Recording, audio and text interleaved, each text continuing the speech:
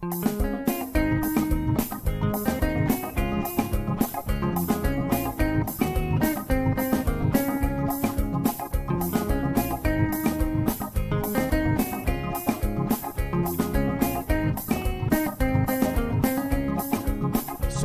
all the time is here with a cold hard truth.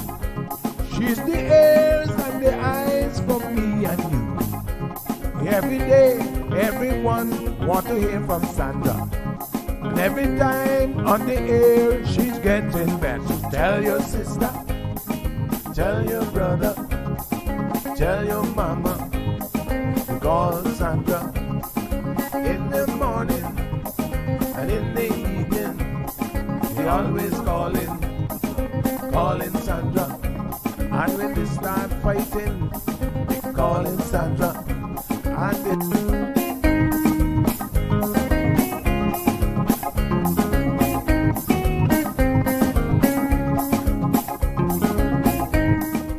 That's right, folks. Everyone is telling their mama about the cold hard truth. Welcome to another episode with more truth-telling, more problem-solving, and of course, more tea spilling than ever before.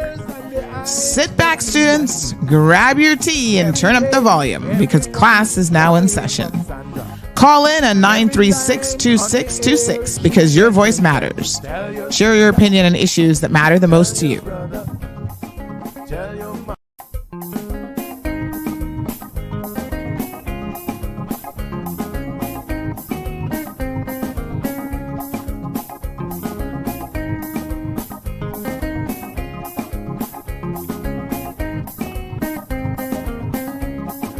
Sandra all the time is here with a cold hard truth. She's the ears and the eyes for me and you. Every day, everyone want to hear from Sandra. And every time on the air, she's getting better. Tell your sister, tell your brother, tell your mama, call Sandra in the morning and in the evening. They always calling Sandra. And when they start fighting, they calling Sandra.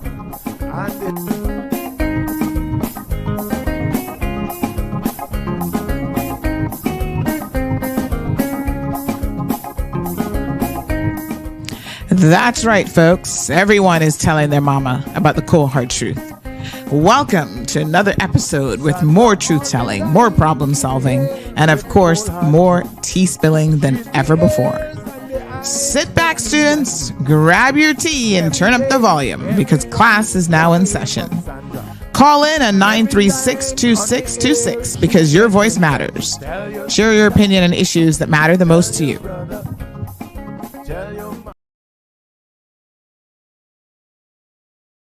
Good morning, Cayman. Rise and shine, honey children. What is up? You guys ready? I was up nice and early this morning. For some kids, school is back in session. I know government school begins next week, so get ready for it, honey child. All right, hold on one second. I'm going to disconnect from one network and just try to make sure we get the best looking connection possible. How's everybody on Instagram doing? Roll call. We're going to have a heavy session today in school, so I need y'all awake. Get your coffee. I had a meeting yesterday at the coffee shop, and this person's like, oh, would you like a cup of coffee? I said, well, truth be told, I don't actually drink coffee. I don't know if I'd ever sleep if I did. So, you know, I've never liked the taste of coffee. It's like alcohol. I've never really drank either one. Got on some nice bright lip gloss this morning. So class is in session. Today is all about the environment. So I want y'all to pay attention because this is really important. And I need to lay some fundamental groundwork here for exactly what we're going to be discussing. Okay. First of all, let me send out some well wishes to the senior lady who was involved in a car accident yesterday in South Sound. We have quite a bit of, footage around that. It looked horrific, to be honest. And I was pleased to hear that she looked like she was going to be just fine. They were not any what appeared to be serious injuries, but you never know. As someone said to me, there was another incident with an elderly person that happened some years ago. And unfortunately, the elderly person initially seemed okay and then later succumbed to their injuries. So you can't take no car accident you can take lightly, but especially when it has to do with our seniors. So I'm really, really pleased to have heard that she was going to be okay. We don't know what happened. There's a lot of speculation, like was she speeding? Listen, we don't know. Maybe she accidentally was trying to brake and hit the acceleration, the accelerator instead. And sometimes these things happen. I think you have to be very, very careful when you have seniors driving. Anybody can have an accident. That's why it's called an accident. But when you have seniors driving, I think you need to be extremely mindful of their cognitive skills to really try to ensure that they are as aware as possible. Don't just let them be on their own and driving by themselves all the time. Sometimes you have to keep an eye out. Sometimes you have to keep an eye out for them to make sure that they're still getting on okay. But it's difficult, especially if you're not driving with them all the time because things happen, right? All right. So today is my last day of taking these painkillers. I got one left. I don't know how much these really helped. I think they've just dulled the pain, but I can kind of feel it still lingering there because I had an episode on Sunday morning with one of my feet. But anyway, even just a week of a little bit of reprieve where it's not constant, I guess, is better than nothing. So that's my last tablet for both of these. So I was taking Voltaren tablet. I didn't even know that they came in a tablet form. I'm very familiar with the rub because I use it all the time. So that's 50 milligrams of Voltaren. Then this other one was, I don't know, something else, some other painkiller. But he said to use them in conjunction with each other. So I don't know. Anywho, we'll see how we get on with that. So,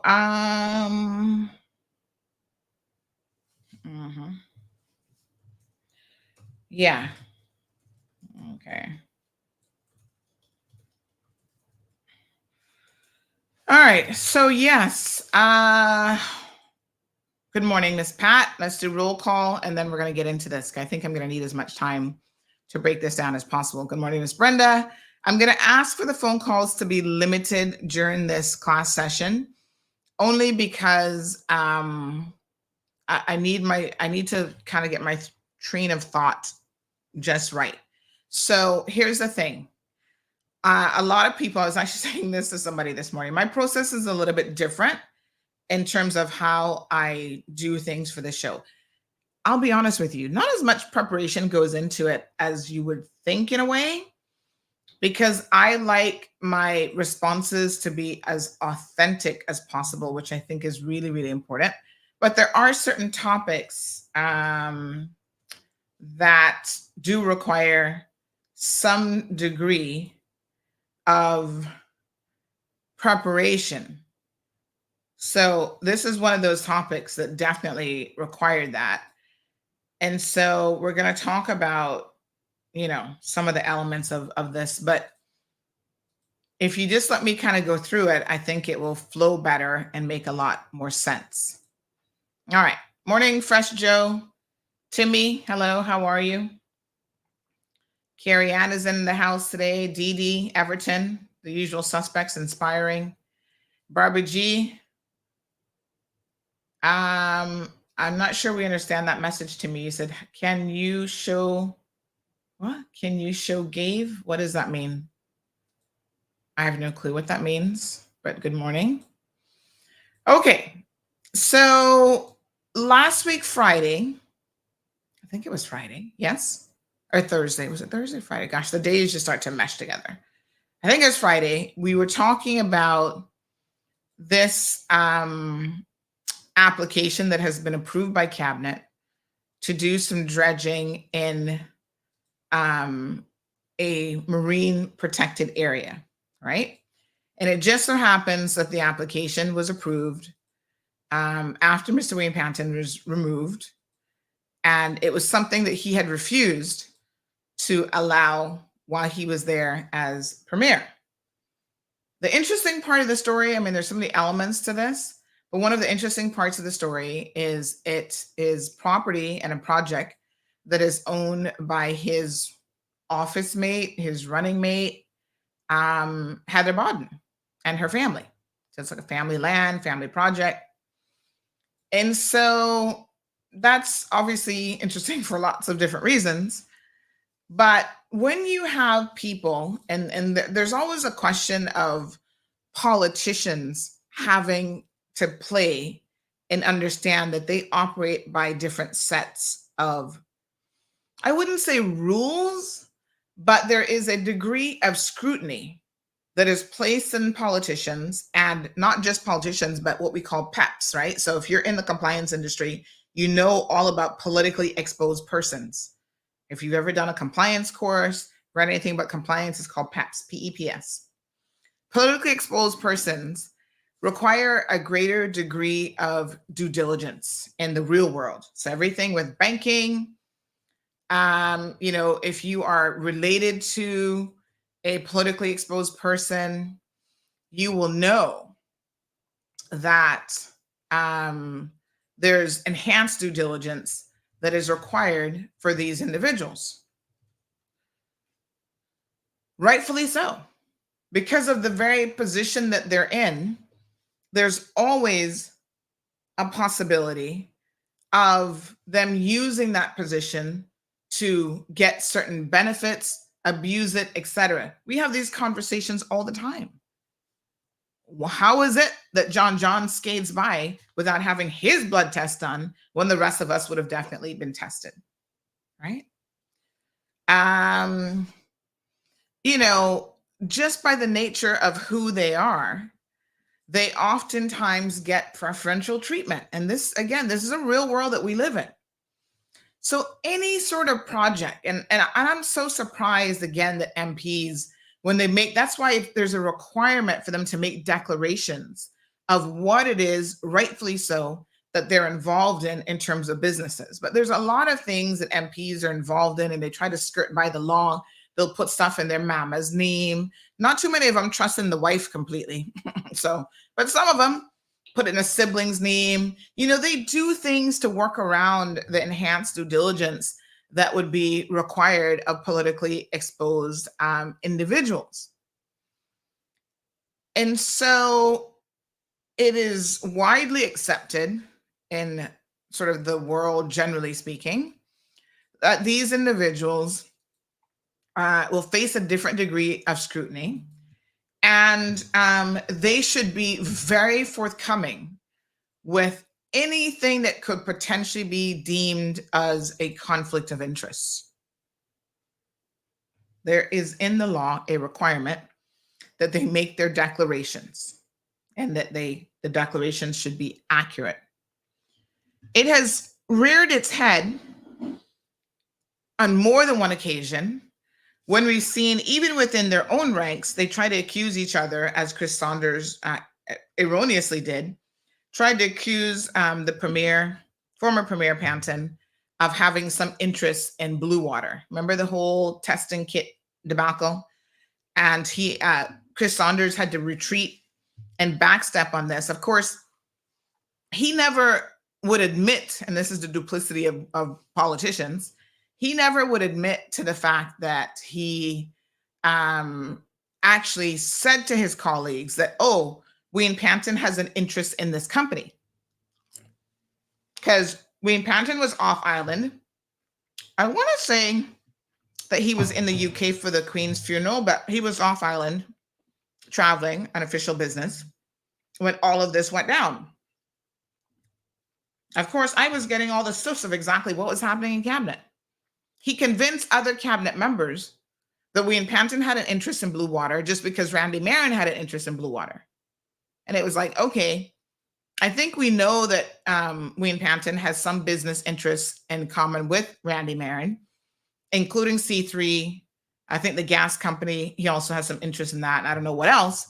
But you can't just assume that because he's business partners with Randy Marin and one or two projects. I mean, Randy owns a lot of stuff and he has a lot of different businesses, but they jumped to that conclusion real quickly. And the worst part about it is they could have just asked their premier, their leader at the time, hey, do you have any affiliation? Because he wasn't here. He wasn't part of the process at all. But do you have any affiliation with this Blue Water, medical supply company? And he would have answered it. Or independently, they could have gone and checked the official records available at Parliament where all the declarations have been made. Now, my sources have revealed that it's fair to say that of all of our sitting MPs, the one with the most interest, business-wise, is actually Mr. Panton.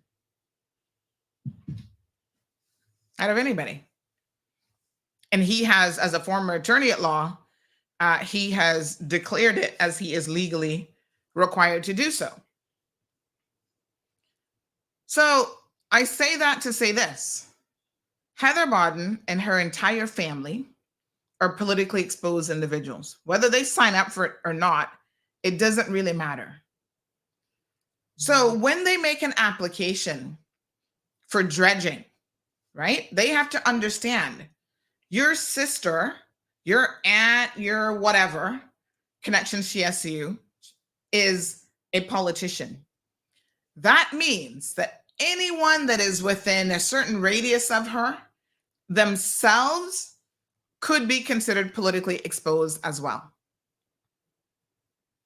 Okay? Have you ever filled an application?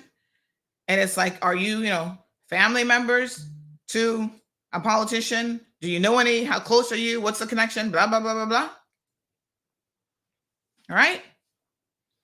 So whether it's in a legislative role, like our MPs, executive members, diplomatic, judiciary, state-owned enterprises and businesses, close associates of these individuals are considered PEPs, and not just family members, but close business associates as well.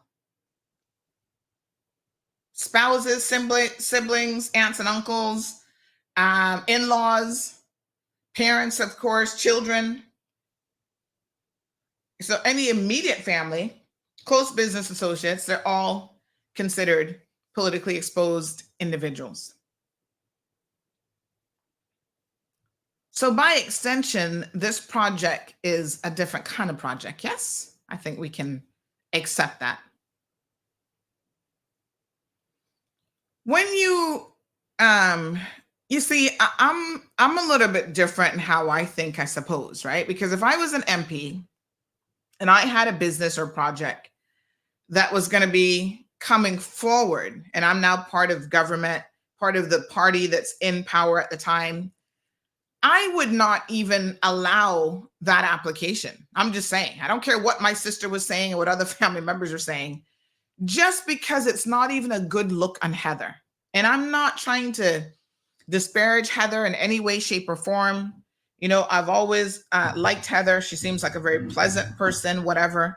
But this isn't about that. This is about, you're going to have a pecuniary advantage, because we're talking about money here. That's what this comes down to. That is going to have a detrimental impact on the environment. And there's no way for you to work around that. It is what it is. So when you bring the application, you put the government and people that you work with in a little bit of an untenable position, because there is supposed to be this camaraderie between them where they're all like, yeah, we're here, we have to support each other. But how far does that support go? So I wouldn't even have put them in that position, because I would have been like, I don't want them to feel a pressure to approve my application just because we're on the same team. You know what I mean? I have a question about Was this application brought under the previous government? Make Alden and his government be the ones to rule on this. Why? Because this land and this project, I'm sure, has been there for donkey years. Why is the application just being brought when Wayne Panton gets in, who you have worked with and you have had a very, very close personal relationship with in terms of, he's had your back, you've had his, you guys are camaraderies, compadres, whatever the heck you want to call it. So that's the first question that came to my mind is why are you bringing this application now? When I'm sure this project has probably been sitting there for 20 years. I mean, why the dredging application now?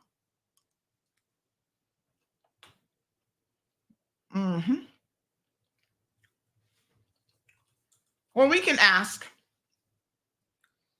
because somebody is saying I was of the opinion that the dredging was submitted when she was in the PPM. That was a long time ago. So you're telling me that an application was submitted and it was never ruled on? I mean, I can try to verify what date it was submitted, but I highly doubt that. That would be, why would you hold up an application for 12 plus years? Because she was in the PPM just yesterday.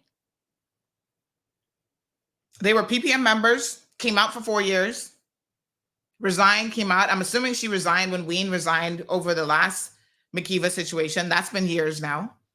So why would the PPM have held on to that application and not actually done anything with it?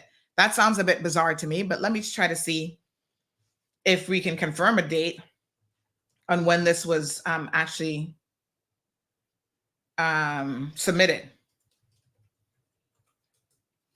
So when we were talking about this situation last week, Friday, we received a message from someone. Now, I told you guys before, I don't actually read a lot of your social media stuff. Hold on one second here. Hold on. So I don't read a whole lot of your social media stuff, including sometimes even the messages, because I have someone kind of managing that. There's only 24 hours in a day, trust me. So the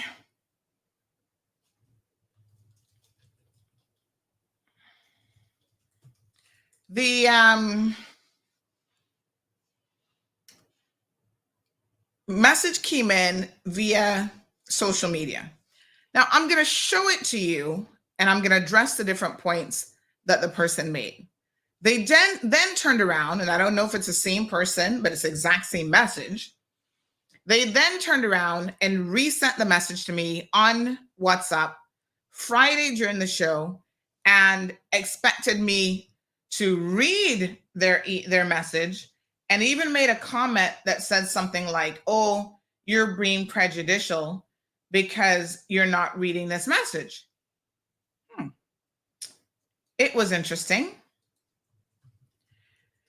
When I saw their message, I'm gonna make y'all read it, and we're gonna work our brain through it, right? And I want to say this about it: there are things in it that, without a doubt, are defamatory, libelous to Gina Petrie. And so I have made her aware of the message for the sake of myself not being the conduit for getting sued in this type of situation.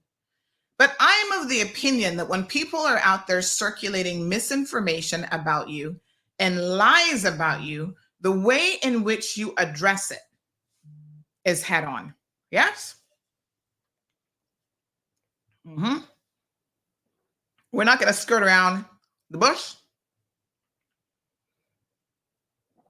or skirt around any of the issues. And the main reason why I feel that, even in a way to the potential detriment of Ms. Gina Petrie, that this has to be done, is because the degree of misinformation that is constantly being circulated about this woman is not only unfair, egregious, libelous and defamatory for sure.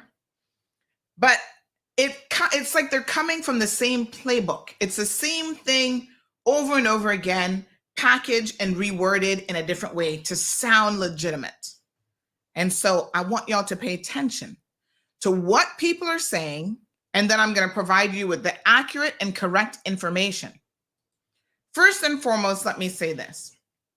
When you find it necessary to create a fake social media account in order to reach out to CMR to share your opinion on something, dare I say that there is a reason why you feel it necessary to do that.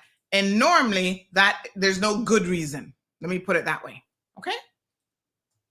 I'm a person that all sorts of people can come to, and they do every single day. Give me all sorts of tips and information, accusations of wrongdoing for people, about people. And I take it on board. I look into it. I investigate it. I mull it over. So no one has any fear of, oh my God, Sandy is going to divulge who I am. But you also can't step to me with misinformation, lies, just to try to attack someone's character because you have some ulterior motive. So whoever this person is, obviously they're connected to this project with the Bodden family and they're feeling a particular way about it. That's their business. They're entitled to feel however they want. I always tell you guys, you're entitled to your opinion. What you're not entitled to are facts. And so this person has said certain things as though they're factual. And I'm going to show you the fake message first, and then I'm going to show you the WhatsApp message because that one's probably a little bit easier to read. They created an account, and you can see it for yourselves and for the benefit of our radio listeners. Let me just phonetically tell you what it says. The account name says F. You figure out what that is? Yourself. Now, you got time, Bobo, to go on Instagram and set up a fake account called F Yourself, and they spelled it out, right? So that you could communicate with CMR? Come now, that's not necessary. Whoever you are, you could have message us from your real name. There's no need for this. Now, obviously, the name that they've chosen to use, they've chosen because they're up in their feelings, right? And so now you're coming to me. You're going to say certain things about this project in particular, about Gina, about DOE, and you want me to take you seriously with a name like this? Let me just say that that is not likely to happen. Okay?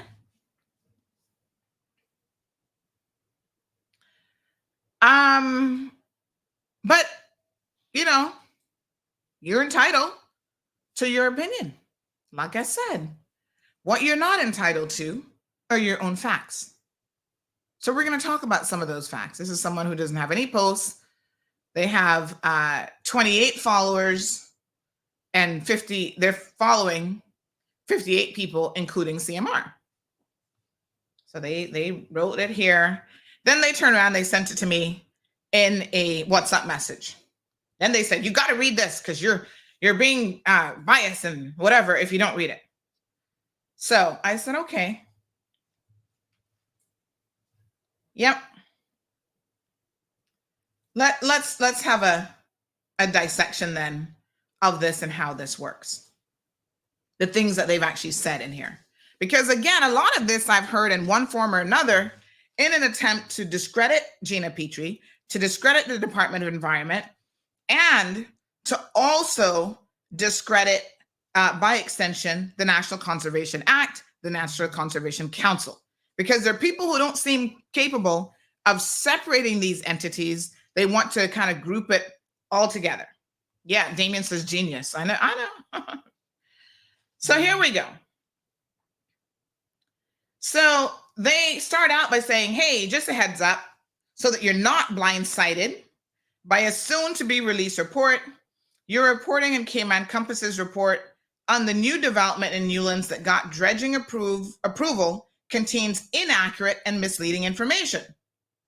Okay, So when you say that first paragraph, the first thing you should then do after that is even if it's a bullet point, say precisely what the inaccurate and misleading information is.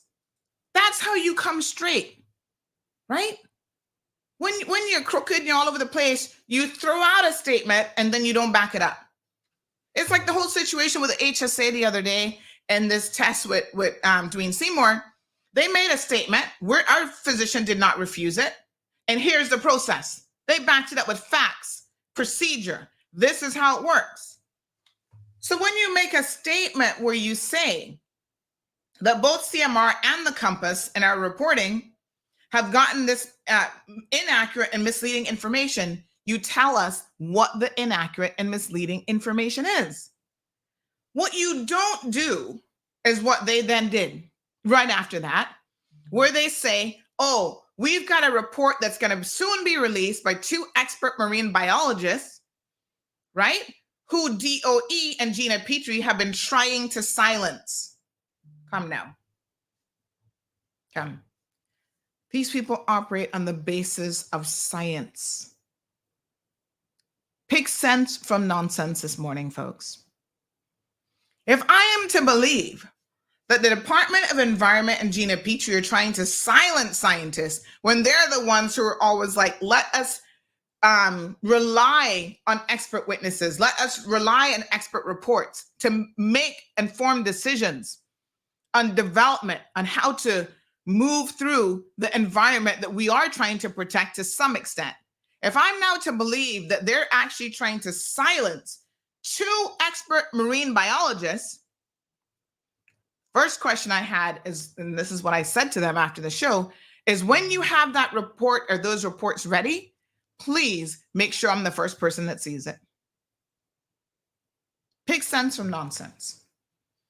If there are 2 expert marine biologists who are saying something different in relation to this application, why were those reports not submitted along with the dredging application?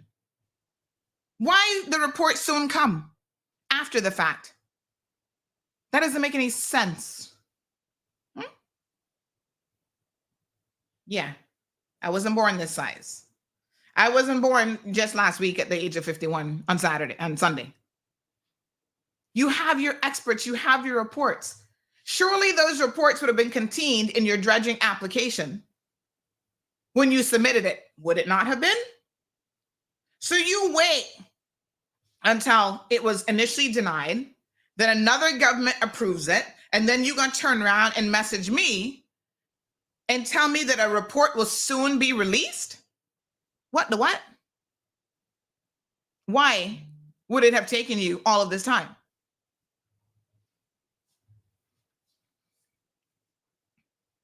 Now, the statement that Gina Petrie, and of course they misspelled her name, but nonetheless, and the Department of Environment are trying to silence expert marine biologists is a very potentially libelous statement.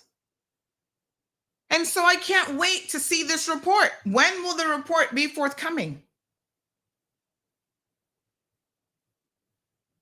I asked them, you guys trying to silence marine biologists and reports? They've said that's ridiculous. They don't have any knowledge of what this would be. And they have never and will never attempt to silence other appropriately qualified scientists. This is a complete fabrication in an attempt to discredit the Department of Environment, Gina Petrie, the NCC, the NCA, and the whole works.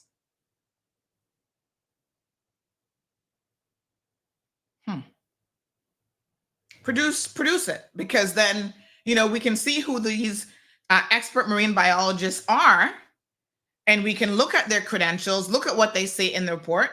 And normally how this works is other experts, it's peer review, will have the opportunity to see what they've said. I'm going to call a spade this morning and say that I don't think any such report is coming from any so-called expert marine biologist, but since you claim it's coming, my only question is when will that be? We look forward to receiving it. It goes on to say, the statement then goes on to say that the report will show with video and material evidence that A, the dredging area proposed is a dead zone, nothing but mud, and they put but in caps, silt and garbage. Nothing can live in there because it's where all of the junk from the North Sound ends up. Facts. When was the last time anyone swam in that area? All right.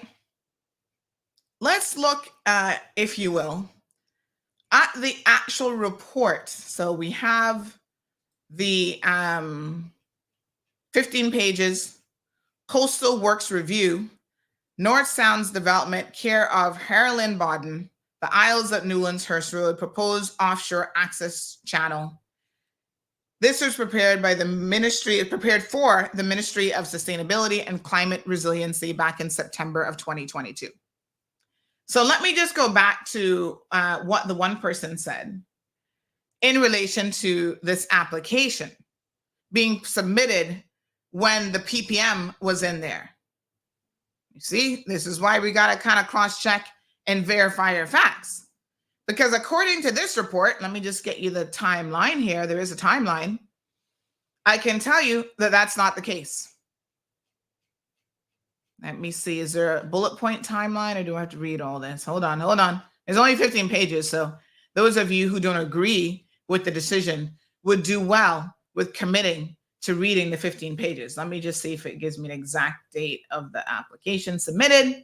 But it's fair to say, since this is dated September of 2022, that it was not some 12 years ago when the PPM, well, they were in, I mean, they're almost out 4 years now. Heather was a member of the PPM, not the 4 years since, but the 4 years prior. The application was not submitted then.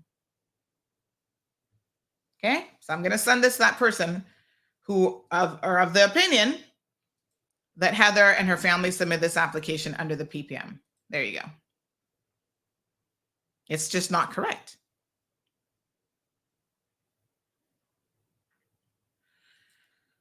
So, and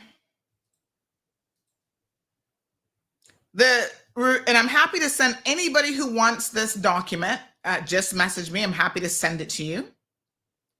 It talks about the applicant seeking permission to dredge an access channel measuring approximately 100 feet wide by 1,626 feet long by 5 feet deep, as shown in the figure. In fact, let me pull it up on the screen here so all of you can kind of read along and see some of it. There we go.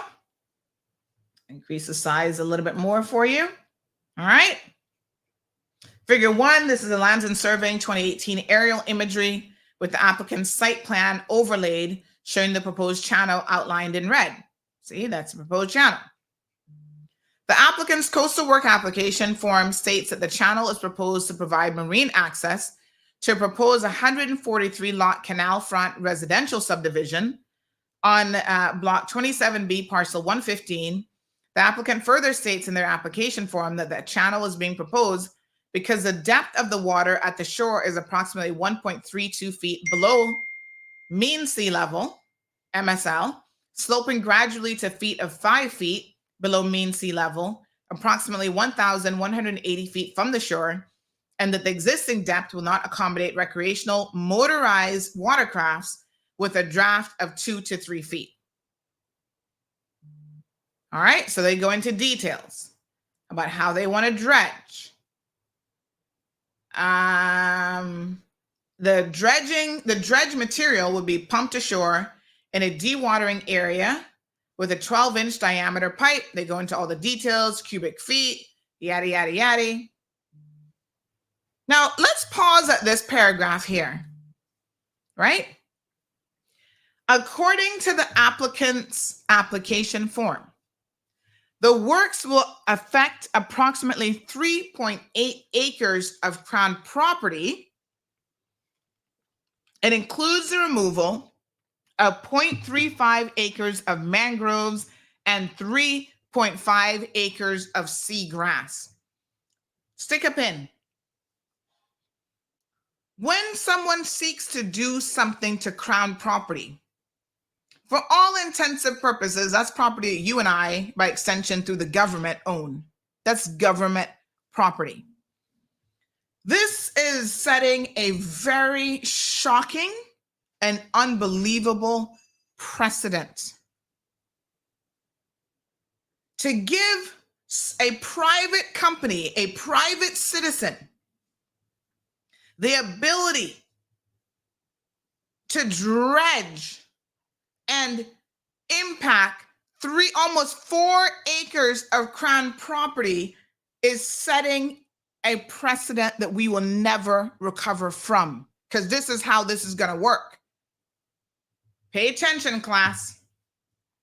As a matter of fact, listen, Mr. Wayne Panton was supposed to be coming on the show today. I'm going to uninvite him because this is going to take a little bit longer than I thought. Give me 1 second. Let me uninvite him, honey child. We're gonna have him maybe come Friday if he's available. Okay. Yeah. And you know how the storyline go. All these people, oh yeah, Ween had the outline for Sandy's show. I can assure you there is no outline for my show. I speak very much off the cuff. But this is the narrative. If he comes on now today, they go, "Oh yeah, you see, Ween was in on this, and Ween, why you can't control Sandy? Y'all keep running to Ween Panton." Newsflash! Hold on, honey child. Let me go full screen when I do this. Newsflash! Ween Panton has no interest, proprietary or otherwise, in CMR, and he does not control me. Okay, sorry. Maybe I'll wish he could. But that's not how this works. So let's uninvite him because I need more time this morning. Hopefully he's reading his WhatsApp messages. So it is what it is. 4 acres. We're going to round it up. 3.8, round up to 4. Y'all remember how rounding works in math class. 4 acres of Crown property. You're going to set a precedent here that y'all don't see as cabinet members, as ministers, how this is going to come back and be a problem for us. That's interesting, because I am told that other applications have been turned down for this exact same reason. And now the potential that those people will have a claim against government, well,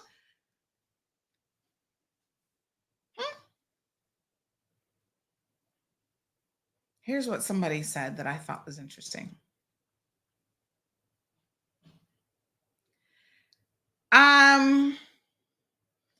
I think the bottom line is that cabinet is willfully circumventing the law simply because they don't believe that environmental legislation is really that important. But it is still the law, even if cabinet is exempt. The other part that hasn't been fully discussed is the purpose of dredging in the marine park is to collect the fill needed to actually make the land usable. We're going to come to this in a little bit, which is outrageous to think about. Allowing the dredging of Crown land for a personal property benefit is setting a dangerous precedent. And I agree that that is correct. And I can see already in the minds of other people how they will then be seeking to challenge this cabinet and others because of this application. This, what I'm going to deem a politically exposed application. Let's continue to look at this report. They go into environmental oversight and impacts. Now, this is the crux of the concern, is that the majority of the proposed channel is located within a marine protected area, MPA, namely a marine reserve, as shown on figure 2. So we see figure 2. And somebody else said, oh, well, they only made this a marine protected area after Heather's application or her sister's application. That's hogwash.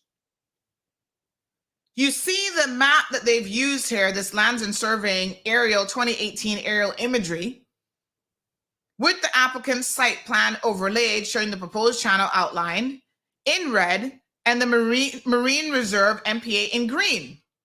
So I'm going to ask the question.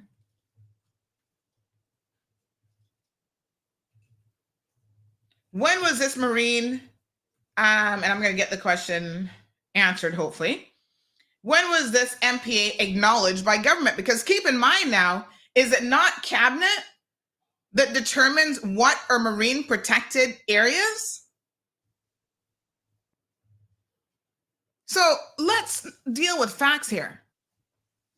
Let's not try to create a narrative that certain things are being done in order to stop an application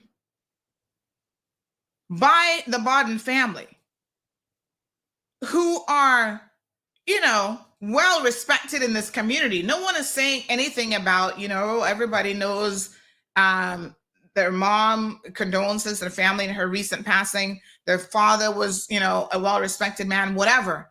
That has nothing to do with this. So don't confuse it. This isn't about, these people don't like me because of X, Y, Z. No, focus on the facts here. The facts are important, right? And when you try to discredit people and you say certain things like, Gina must not like the Panton family. Listen, I don't know what her relationship is with the Panton family, but that has nothing to do with the price of rice in China. The Department of Environment has a mandate that has been set out by the government. And then when individual governments try to interfere with that mandate because they want to support one of their colleagues or family members of colleagues or friends or whatever the situation is, that is where the problem lies.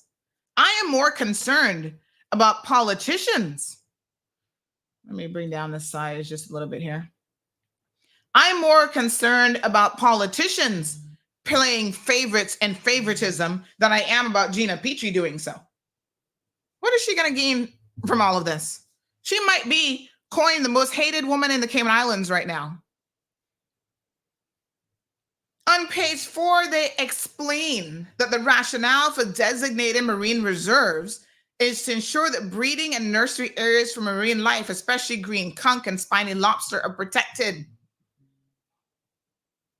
Now, let's go back to what this person said when they made this statement as part of the statement here, right?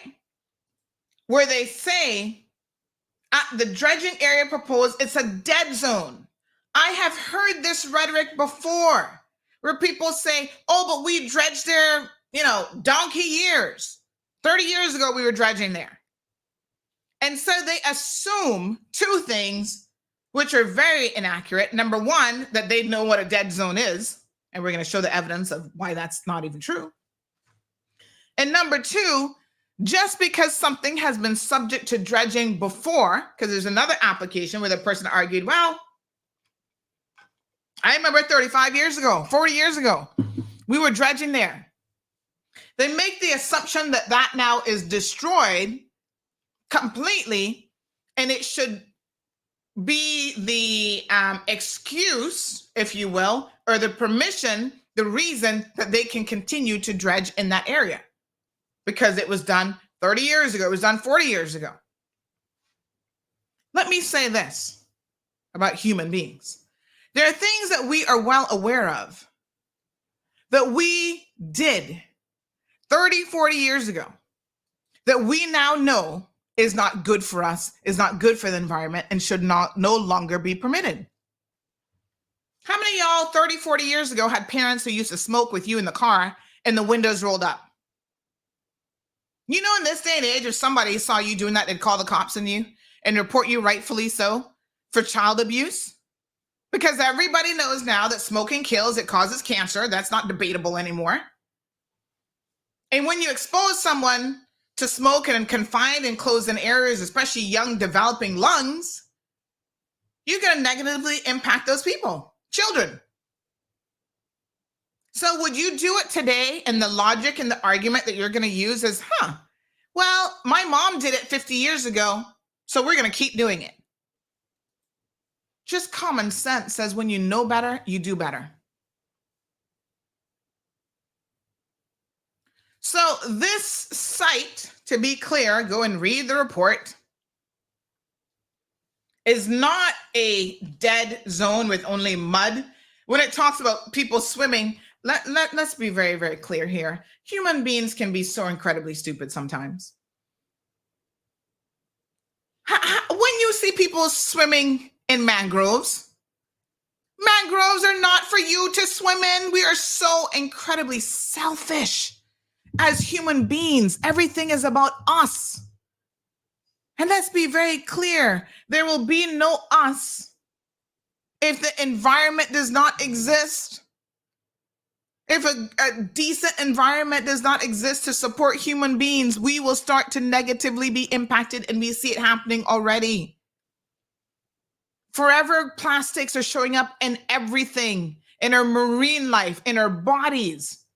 They're now saying that men have forever plastics and the majority of their sperm. You don't think that that is going to impact the human race from here on out? Get it together. You can't destroy the environment and think that we as human beings will not be impacted. I hear all the arguments about, oh, we need to make money. It's about the economy, this and that. What good that can do you if we start to die out from cancers and all sorts of genetic diseases and all sorts of foolishness? No amount of money in the world is going to save you. Right? You can't do nothing with money once you're dead. If you have to be selfish about it, if you care nothing about the environment, trust me, you need to care, even for your own selfish well-being. You want to make money? Great. If you're not doing it in a sustainable way, even that will dry up. It's going to cost you money. The overflooding of homes, the cost of insurance, all these things are happening around us because we don't care about the environment. Because global warming is real, because we're happy to destroy it all in the name of making a quick buck. But if you don't see the longevity of that approach being faulty, you yourself will be in financial ruin. Who's going to be able to afford anything when we're all underwater?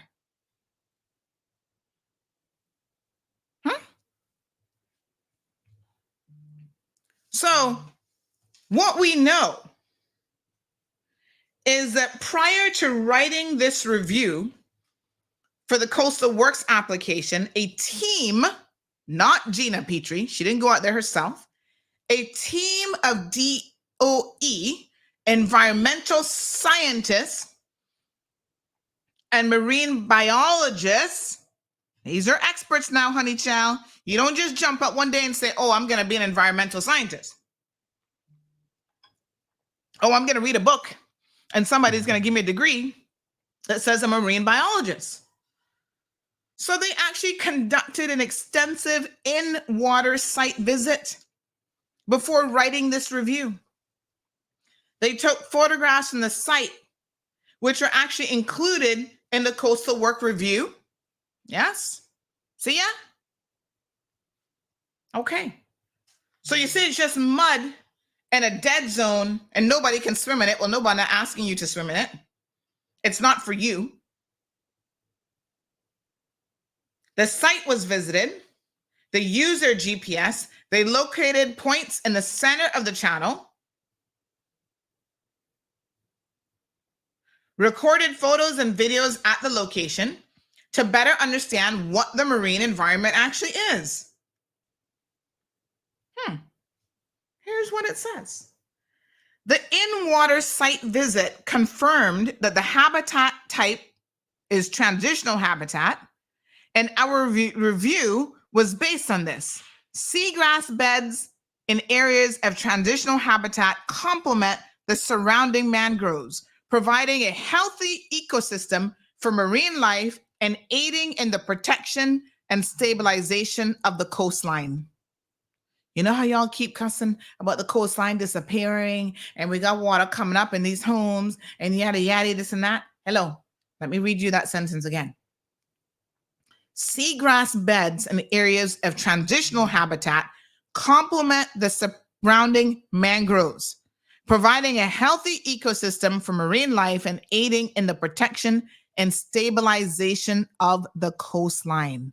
Everything is interconnected, folks.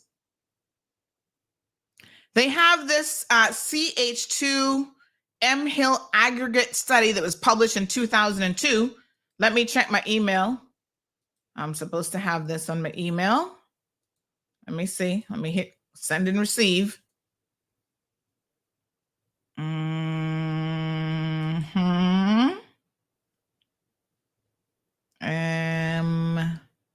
All right, I don't have it on my email yet. Let me see if but I'm gonna get it here in a second because you gotta get it. I did ask y'all to hold your phone calls, but maybe you didn't hear me, so I'm gonna take this one, but I am asking you guys to hold your phone calls so we can get through all this. Good morning, caller. Good morning. Sorry about that. That's okay. I just wanted to say one quick why everybody should care about the environment. Because most people in Cayman don't have any houses on the coastline. They might say, oh, that's the coastline problem. When those houses get damaged because of, as a result of all of the environmental damage that we do, everybody's insurance goes up. So it does affect you. So it affects you. It's in your own best interest, financially and otherwise, to care about the environment and do what you need to do to protect it. That's all I wanted to say. Thank you so much. All right. So give me a second. But what this aggregate report or study, which was published in 2002, actually said, and this is where we've got to pay attention to the longevity of these reports and the things that the Department of Environment have been doing for a very long time. This isn't a Johnny-come-lately situation.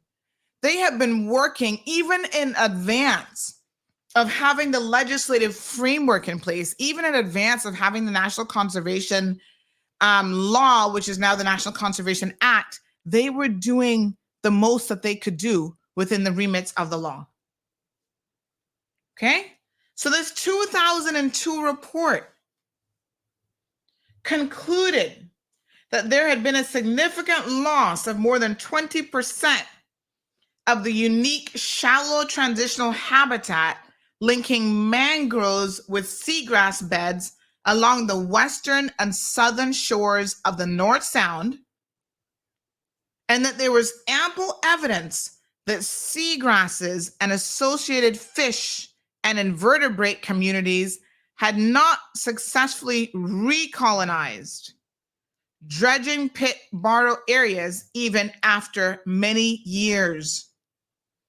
The reason why that's important is because prohibiting further major dredging projects in the North Sound for aggregate and fill acquisition was thus a primary recommendation of that report.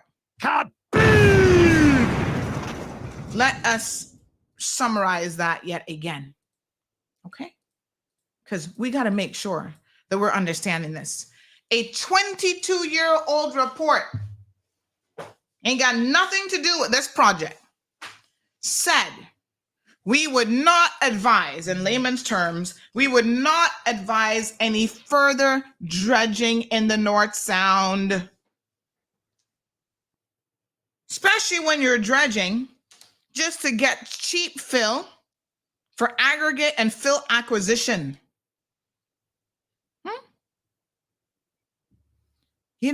The environment tries to help itself.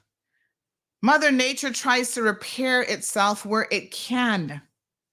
And so, although previous dredging may have been done in certain sections, it is important to understand that the continual dredging on the basis that, it's already been done, we've already destroyed it, don't worry about it, is flawed scientific.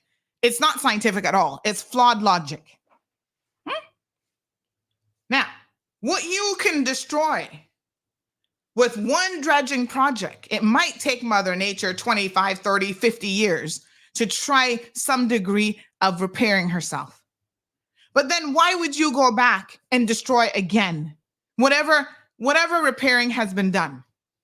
No, maybe it's not as pristine as it was 100 years ago, before y'all started dredging. That's fair. But does that mean that you don't care at all? See here? See what they say? Seagrass can store up to twice as much carbon than terrestrial forests. The global seagrass ecosystem organic carbon pool could be as high as 19.9 billion metric tons. Remember a couple of weeks ago, I was telling you guys that new research has found that on the darkest and deepest sections of the ocean bed where they think very little can actually live and survive, they're still making discoveries in the ocean. Scientists don't know everything. And what they have discovered is that there's oxygen, and they still are like, how is this even possible? Because it goes against everything scientifically that they've always believed. That there's oxygen even being produced in those areas that most people are like, oh, well, that's a dead zone, let's not care about all the way down at the bottom of the ocean. These things are important. And you know why it's important? Because there are people out there, business people, who have a desire to find quick and easy ways to access things for, here's the irony of it, lithium batteries, rechargeable batteries that they're going to use in solar vehicles and solar this, that, and whatever. They want to go dredge at the bottom of the ocean to access the materials, the minerals, in order to make those batteries cost effective. They're like, well, there's nothing down there. We don't care, blah, blah, blah, blah.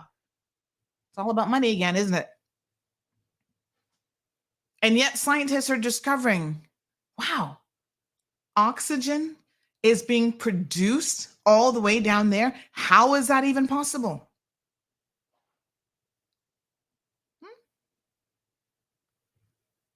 All right, let's continue. So 22 years ago, we have this aggregate study that was published that basically said that we should prohibit further dredging projects in the North Sound for aggregate and fill acquisition, based on the fact that seagrass beds along the western and southern shores of the North Sound are helping associated fish and vertebrate communities. They are not fully recolonized, but look at what's there. This isn't a dead zone. This isn't just mud.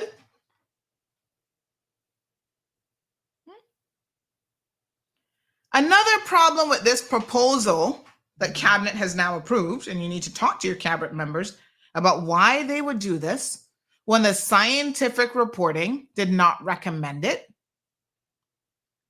So you see the marine life here in this exhibit from July of 2022. Sea stars, brittle stars, sea urchins, such as the West Indian sea egg, corals, and seagrass within the approximate dredge footprint. So by allowing this project to move forward, mangroves,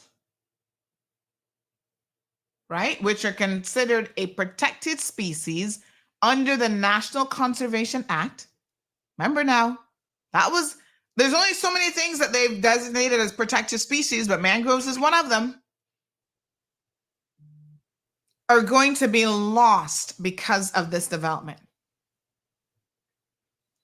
It goes on to say that in addition, the mangroves in this area are located within a mangrove buffer zone as designated in the 1997 development plan. So, folks, don't believe misinformation when you hear it. That's why I thank this person for sending me this message, because it prompted me to ask further questions and to do some research of my own. I can't take what you say as gospel. Come on now. You're claiming that this is a dead zone. There's nothing there but garbage, mud, and silt. But look, yeah, that's funny. Because look at these pictures. These pictures say the opposite. And I want to know what marine biologist you're going to have to produce a report that says that all of these pictures are fabricated and this is a lie. Because that can't be. What marine biologist is going to be able to tell me that a 27-year-old designation of a mangrove buffer zone should be discarded after 27 years? You see what this line says here?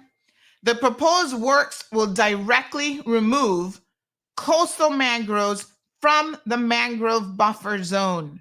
And the removal of these mangroves results in a direct loss of nursery habitat for marine life and the loss of ecosystem services mangroves provide. Why?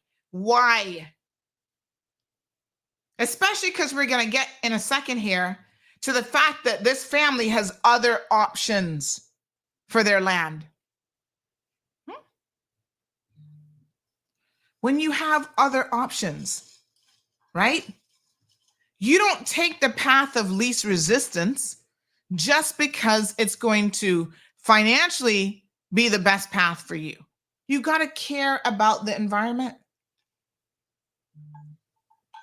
You know, when I traveled the other day, I went to, I think I told you guys this, I went to the aquarium there in Tampa. Funny enough, the aquarium was built the year before I moved back from Cayman, so I've never been to the Tampa Aquarium. And it's so interesting to see these mangroves in a, what would we call it now? Artificial environment. So in the aquarium, they have created mangroves for us to be able to look at and say, hey, here you go. And it occurred to me, and I'm going to be honest with you, when I was looking at it, and they had fish swimming, you know, in the mangroves and kind of telling you the importance of a mangrove, I said to myself, I said, you know, one of these days, this is all that we're going to have. We're only going to have an artificial mangrove of what it used to be like and what we used to have, and that's it. There won't be any real ones for us to go out there and really have a look at. We're going to have to make do with what is in an aquarium and say, oh, wow, okay. Talk about the importance of coastal mangroves.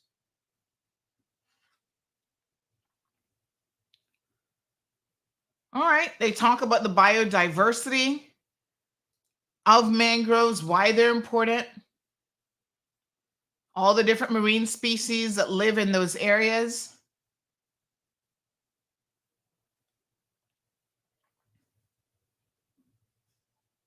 Okay. How it serves as a nursery, protecting them from predatory larger animals. They use it as a refuge. Then they move into the adjoining reefs or the open ocean. It says an important thing here. It is for this reason that mangroves are critically important in assisting with the replenishment of some of the sea's fish stock. They act as a nursery for two widespread fish species, and then they talk about that. So, you know, they lay out a fairly good, logical, scientific-based report. Then they look at the Google screenshot from 2022, Google Maps, of the area, right? From which the photos pictured in figures 8, that's the red arrow, and 9, the yellow arrow, of the mangroves that they'd be taking. It's right there in this aerial picture. Crystal clear. All right?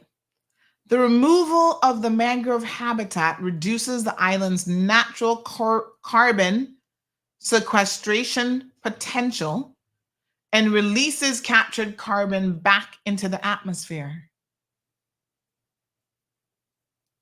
All right? Healthy mangroves, despite this person claiming that it's a dead zone. Okay? Nothing can live in it because it's where all the junk from the North Sound ends up. Really? That's interesting. You say that, and then we see healthy mangroves. Pictures worth 1,000 words, right? Complementing the seagrass beds in the area. This picture taken from inland shows the healthy mangroves that will need to be removed to facilitate the proposed channel and subsequent canal entrance. That was August of 2022. Here again, another photo. Healthy mangroves along the same coast of Block 27B, parcel 115. Okay.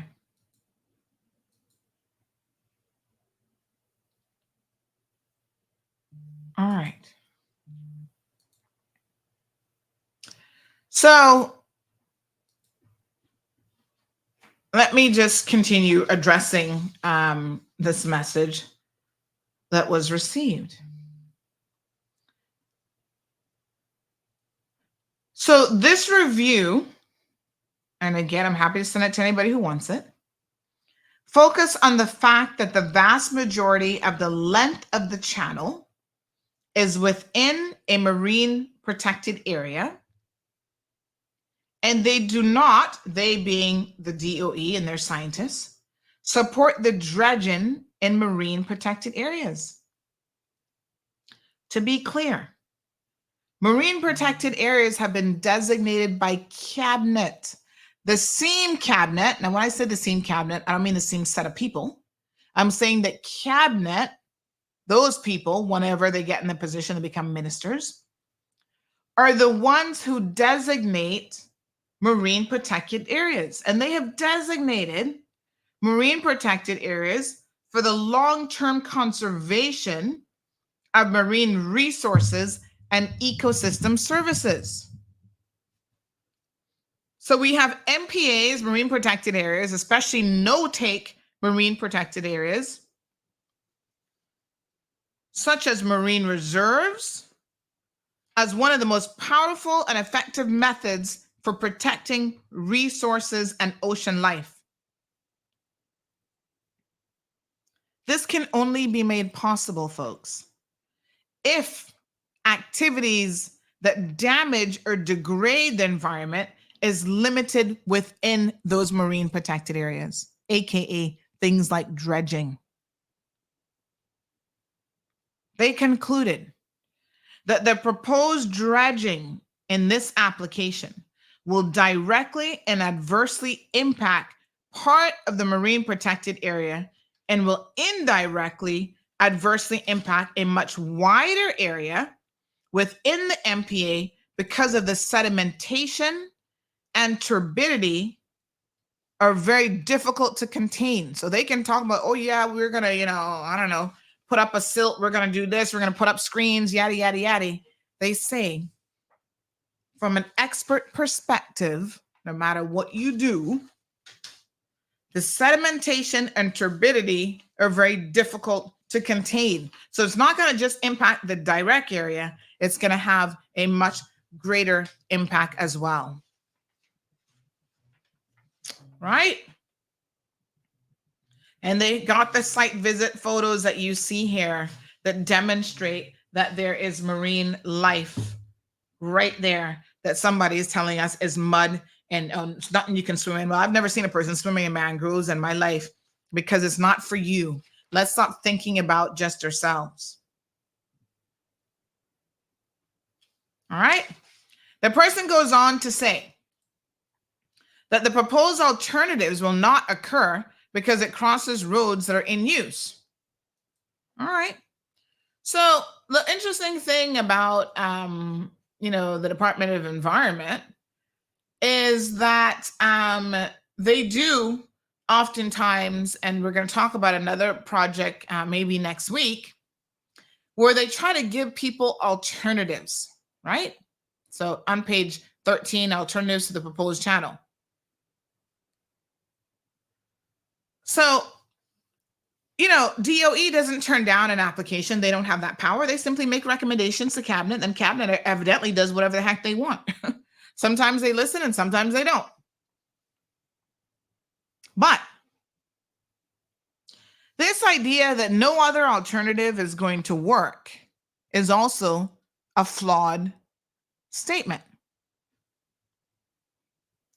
Look at the report. The Department of Environment proposed 2 areas where alternative access to the North Sound could be achieved. And we have a map here of the 2 areas. There you go. Area 1, Area 2. Yeah. While one of these is a subdivision road, still a possible option, they say. And the western option involves existing dike roads and canals. We propose the access channel in red below, which would have, number 1, avoided dredging in the North Sound and the Marine Reserve, and number 2, preserved a mangrove buffer for the ultimate benefit of the North Sound and therefore all of the Cayman community. So yes, 2 options presented. One is more challenging than others because there are some subdivision roads. That's true. But this statement, as you can see in what was sent to us, says that the proposed alternatives will not occur because it crosses roads that are in use. That only addresses one of the 2 proposed alternatives. Isn't it something amazing when DOE will say, okay, we're not going to recommend this, but listen, we want to help you guys out here. Maybe you hadn't thought about these alternatives. And here's 2 options. Yes, alternative number 1, it would be very challenging because you have some subdivision roads, still a possible option. But you've got this western option, which involves existing dike roads and canals. They go on to make another recommendation. Since it comes down to everybody wanting to make a quick buck and everybody wanting to make money, why didn't you explore marketing the development as a lakeside development with non-motorized water sports access to the ocean? It's so interesting that we are constantly talking about ecotourism, eco-friendly this, eco-friendly that, but when it comes to putting up massive developments, we can't even think outside the box. Like, wow, everybody's into the eco whatever of it all. Put on our thinking caps that there are people who will want to purchase property in this area if you can actually market it as being eco-friendly, economically friendly, and all these sorts of things. You know how big the eco business is right now? If you have a property on Vrbo, Airbnb, all these platforms, they have a whole section now on sustainability. They want to know, how sustainable is your property? Are you using recyclable materials? Do you have solar? Are you, less plastic? They ask you a whole slew of questions because they want to be able to market that to say this property has received 4 out of 5 stars or whatever for its eco-friendly and sustainable initiatives. It is a thing, Caymanians. And it's time that we got on board. Because there are a lot of people who do care about the environment and they want to support businesses and developers who can also demonstrate that they care about the environment as well. So when I read this, I thought, oh, this is interesting.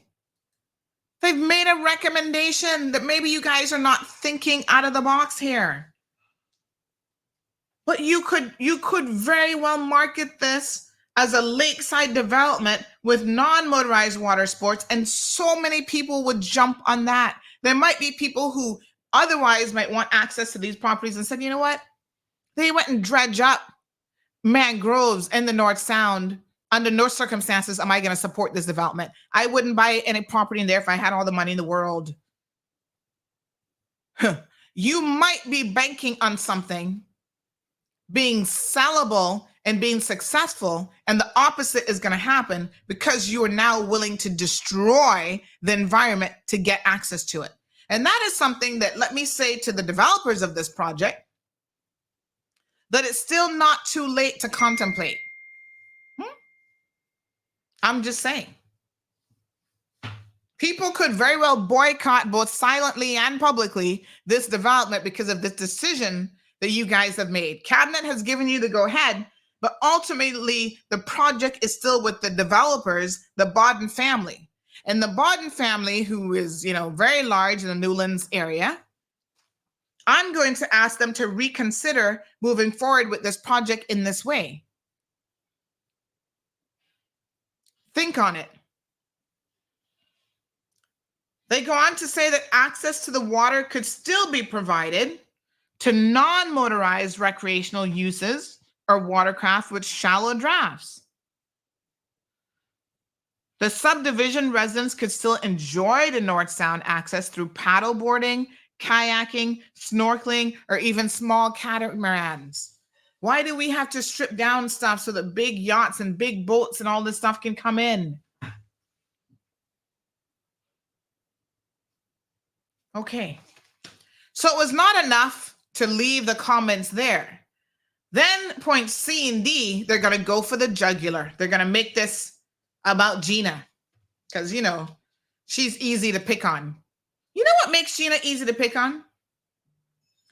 Because she's a civil servant. So there's a lot of things that she can't say. It's so interesting because they give her this power. They give the department, and she's head of the department, the power. They give the National Conservation Council this power. And then I know for a fact that those very people, when you reach out to them, oh, no comment. This whole fight right now about changing National Conservation Act. Look at the irony of this. The department itself can't even mount an educational campaign because the cabinet is who funds the department and gives them money for things like educational campaigns.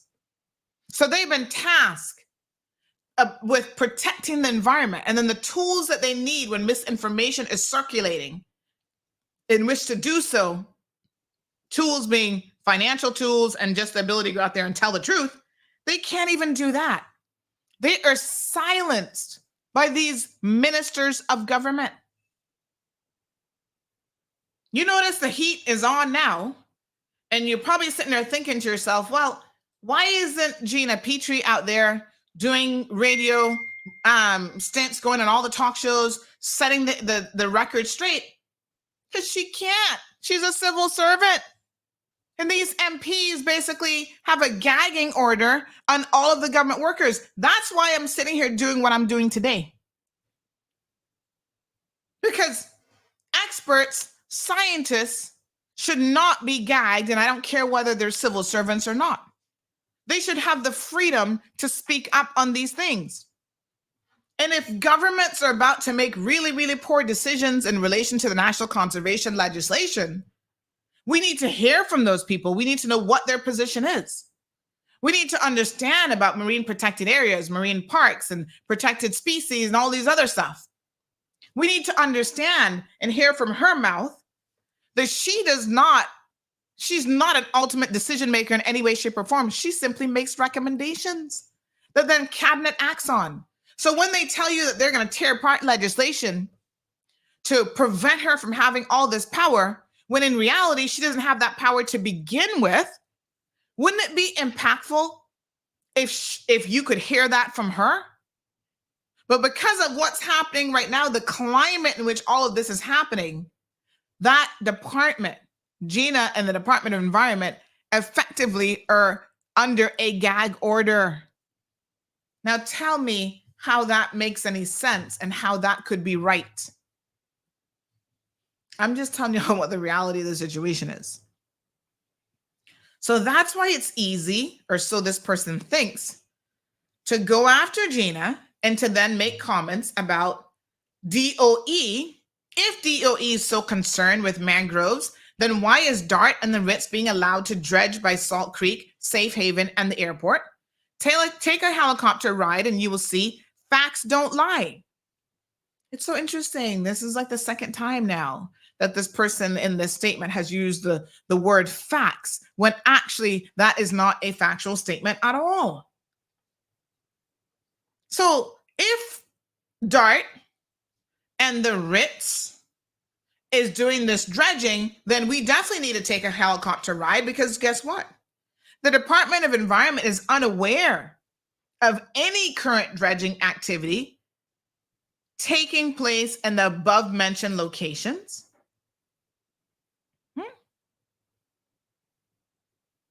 And in fact, if they're talking about past dredging that has been permitted, then who they need to go to and speak about these concerns is the very cabinet members who are the ones who are ultimately making the decisions. Because it's not the Department of Environment or Gina Petrie that allows or gives anybody to build the ability to dredge or not to dredge. They make recommendations. So, I mean, you want to throw Gina under the bus, but what you need to do, you want to talk facts. The facts are the elected members, our ministers, are the ones who approve and not approve these applications. Listen, class, take out your notebooks now. Listen very, very carefully. All right? Cabinet gives permission for any dredging approved in locations or the CPA in relation to the removal of mangroves, not the Department of Environment, not Gina Petrie. The Department of Environment, write this one down, has no authority to approve dredging or mangrove removal, or even to prevent it from happening. They act in an advisory role only. So again, to this F yourself person, my question to you is, you're claiming that this is facts, but it seems to me that you do not even understand how the process works. You're talking about if DOE is so concerned. No. It's not DOE if DOE is concerned. It should be if cabinet was concerned, but we can see that clearly cabinet is not concerned at all. That's the fact. All right. Then they go on to make what becomes very libelous now. Why does Gina Ebanks Petrie, they at least got the name spelled right this time. They misspelled it earlier. I don't know what kind of jigger-rig writing this is, but anyway. Why does she and two West Bay ministers have interest in a canal development that will shortly begin in the West Bay area? Wow. So we ask her if she has any interest in any canal development. Again, they say where a critical marine environmental area is. Okay. Claiming, it's not really her. It's someone close to her. It's how she gets away with this stuff. Now that is a very libelous statement. And so I started out the conversation today talking about politically exposed persons. And it's so funny that they would use this in section D of their message, right? Making these types of libelous accusations against Gina, but they don't see the irony in this application coming from the sister of a sitting MP and parliamentary secretary and being approved by a government that she is a part of. when the previous government that she was a part of, under the leadership of Wayne Panton, would not approve it. And so she has been awfully quiet. She, being Heather Bodden, has been awfully quiet now on the proposed changes and the rumblings that we've heard in relation to the National Conservation Act. And you have to ask yourself, at what price did her silence become available? What price? We've got to stop selling ourselves for family projects, for family developments, for money. So the question maybe you need to ask, instead of throwing aspersions at Gina Petrie and accusing her of this, and she says she has no knowledge of this. And again, they don't make the ultimate decision. So name it, name the project. You got to come with facts, honey child. Name the project, name the ministers who are purportedly involved, right? Otherwise, this becomes a false and egregious personal attack on this woman. Someone calls it a cowardly fabrication, clearly designed to discredit the DOE and to do harm to the director's credibility and reputation. And that's the kind of stuff that you get sued for. If you have your so-called facts, you say facts don't lie, then bring forward the facts.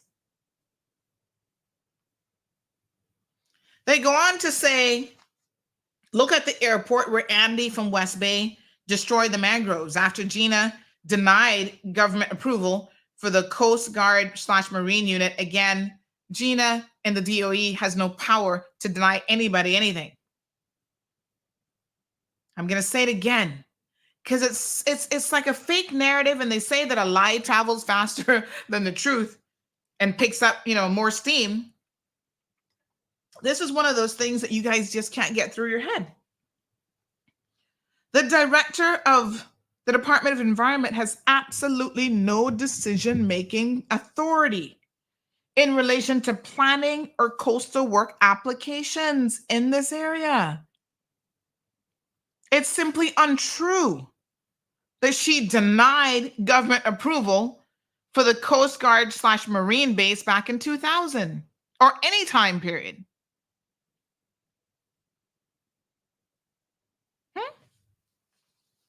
Now, here's the irony of it.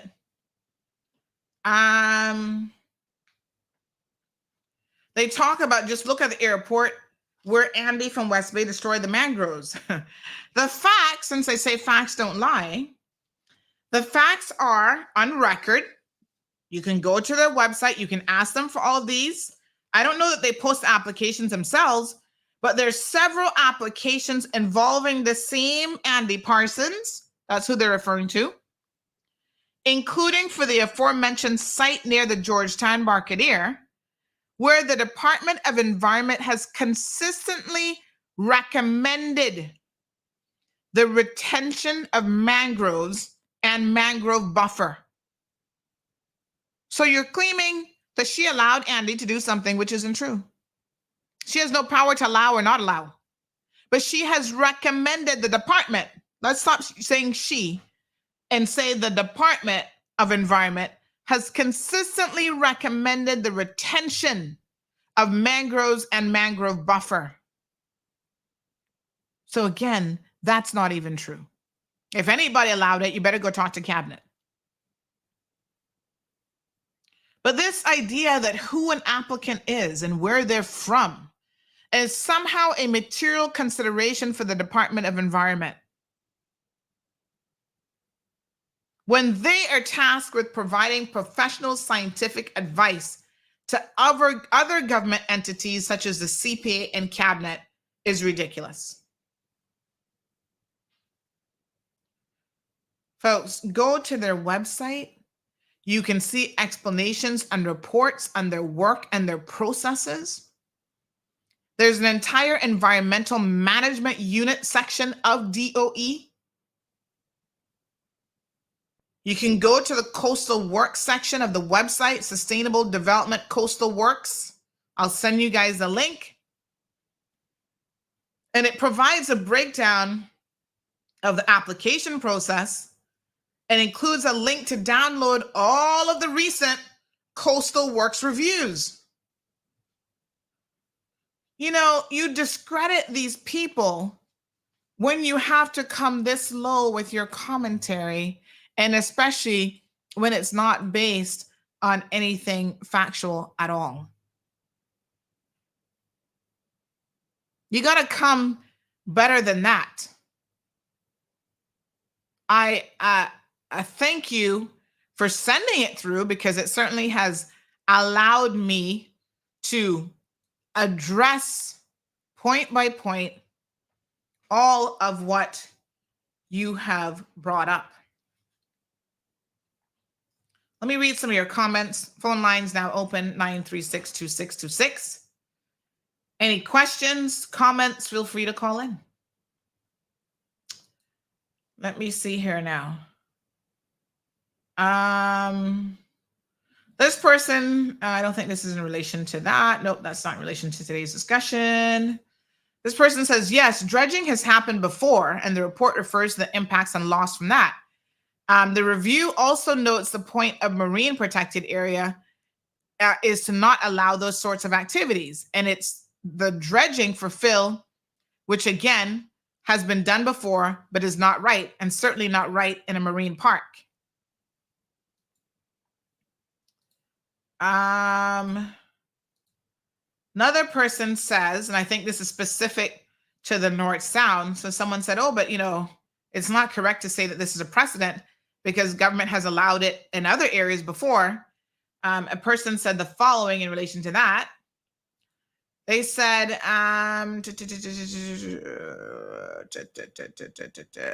there's no dredging near the area of the proposed access channel. And I seek to clarify, and I said, do you mean currently? They said ever. The dredge area is probably 400 yards to the east in front of the current Coast Guard station.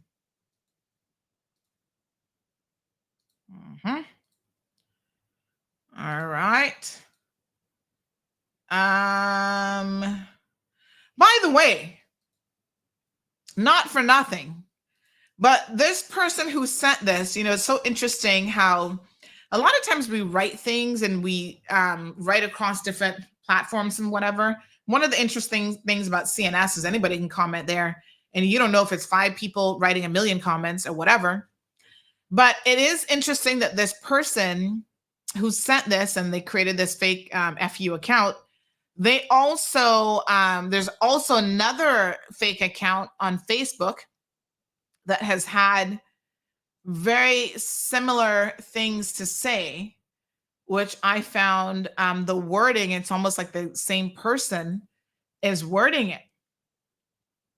They talk about, so when DOE objected to the mangrove being destroyed by the airport for development, it was stopped. Then Andy from West Bay bought all the land dirt cheap. Shortly after, he destroyed all the mangroves with his development.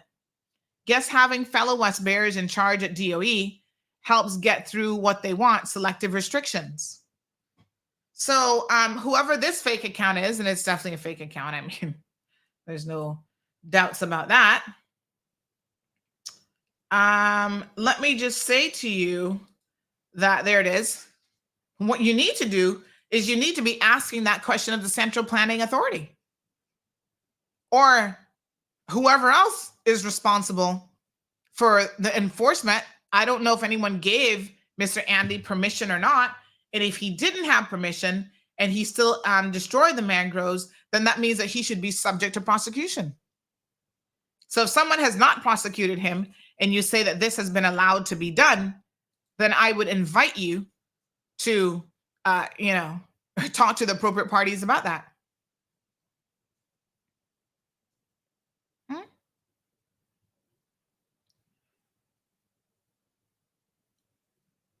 Now, there's some other people who've had something to say. So one person said, a 5-foot deep canal means that the largest boats that can safely navigate it are going to be outbound center consoles of 36 to 39 feet max. LOA drawing around 3 feet. Realistically, boats of that size and type will be able to pass each other in a canal of 40 feet width, assuming a typical beam of 10 to 12 feet.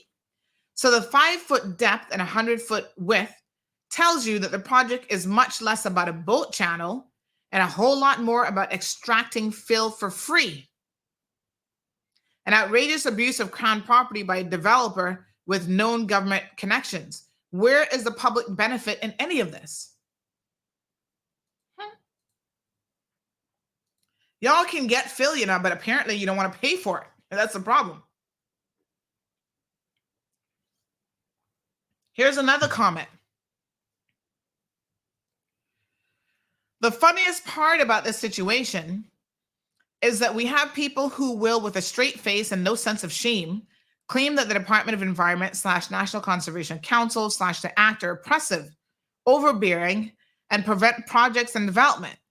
Meanwhile, every week there are announcements like this one proving the exact opposite, allowing developers to dredge a marine park so that affluent homeowners can save themselves a few minutes of driving to a slipway / launch ramp for their boats. Anyone who does not stand to rake in cash can see that development has not been inhibited in the slightest in the past 15 years. If anything, its rate is only accelerating dramatically. But we're meant to not believe our lying eyes. There is certainly a legal imbalance in Cayman, but it's not in favor of conservation and the environment. That much is clear. And the approach of a good number of politicians and developers really appears to be keep them dumb, keep them under your thumb.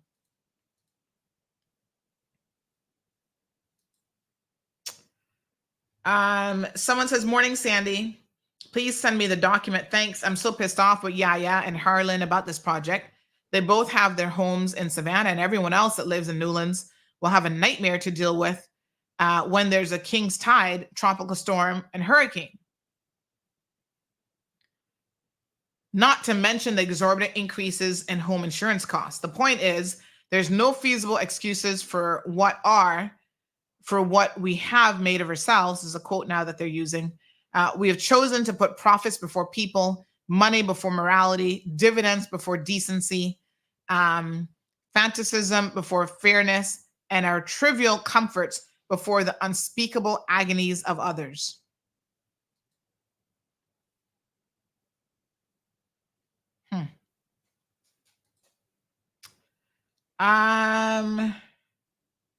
Oh, we found a wallet this morning. Thank you so much. Delene Stewart, please reach out. Your wallet has been located with your bank card and other things in it.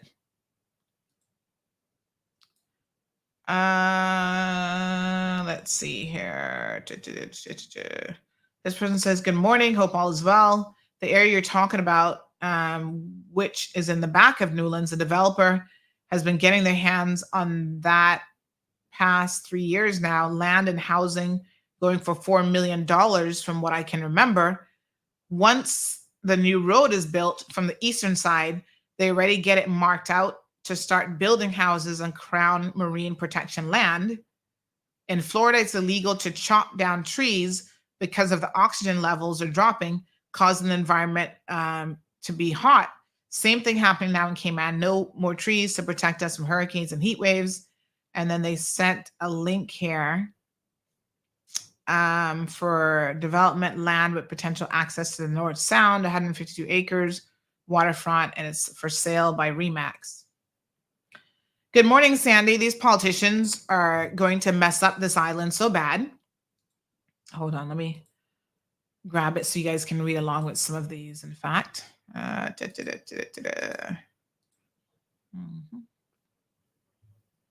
Okay. So this one says, good morning, Sandy. Politicians are going to mess up these islands so bad that it would only be God to stop Juliana and her clowns. I pray God step in to this place and take over, as these losers are only for themselves and their family, and to hell with the rest of Caymanians. The only people will be The only people will be by that and those with money and looking to get PR, or any fool who doesn't know about hurricanes like Ivan, and the water was all over the island, especially near water edges. The government is so full of crap that I pray election was today. But don't put back in PPM either, or anyone that is friends with them. Well, to be clear, I've said it before and I'm going to say it again. We have a PPM government right now. Those who don't see it, well, I know what to tell you. Anyway, hashtag clean sweep, hashtag no more UPM, hashtag no more PPM. People don't understand what the mangroves does for the islands. They're just damn lost, Sandy. We didn't have a serious hurricane in so many years until Ivan. And that was shortly after the Ritz-Carlton owner. Then Michael Ryan and the UDP government destroyed all those mangroves to build the Ritz-Carlton and all the properties of the Ritz-Carlton. So that was one comment that came in. Another person sending something else. Morning, Sandy. I wonder when government gives individuals permission to dredge Crown property, who gets the fill? I wonder if the dredging wouldn't cause flooding in that area. I'm assuming who gets the fill is who's dredging it. All right. So I don't think this person says, I don't think they or anyone else should be destroying the environment. If this is allowed, then everyone else will apply, as a precedent will be set. Watch and see if the NCB proposal in Little Cayman to build bungalows in the sea in a marine park, money is needed to start campaigning. I'm surprised that poor Gina hasn't been put on extended leave. Huh.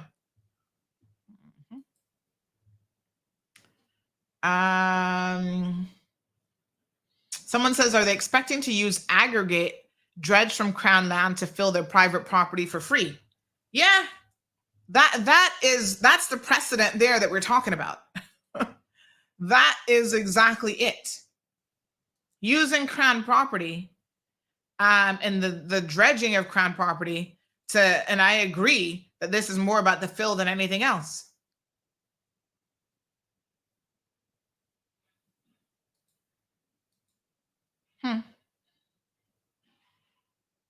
What a mess.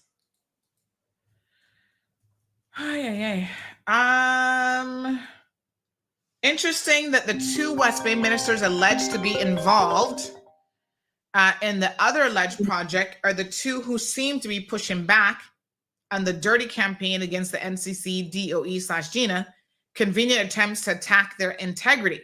Well, they haven't indicated which two, so I don't even know who they're talking about. But I see your point if it's supposed to be those two, but I don't know who they're talking about.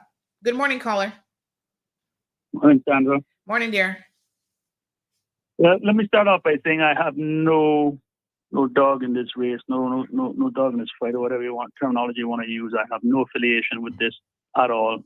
I'm just sitting back here and listening, and I'm hearing certain things.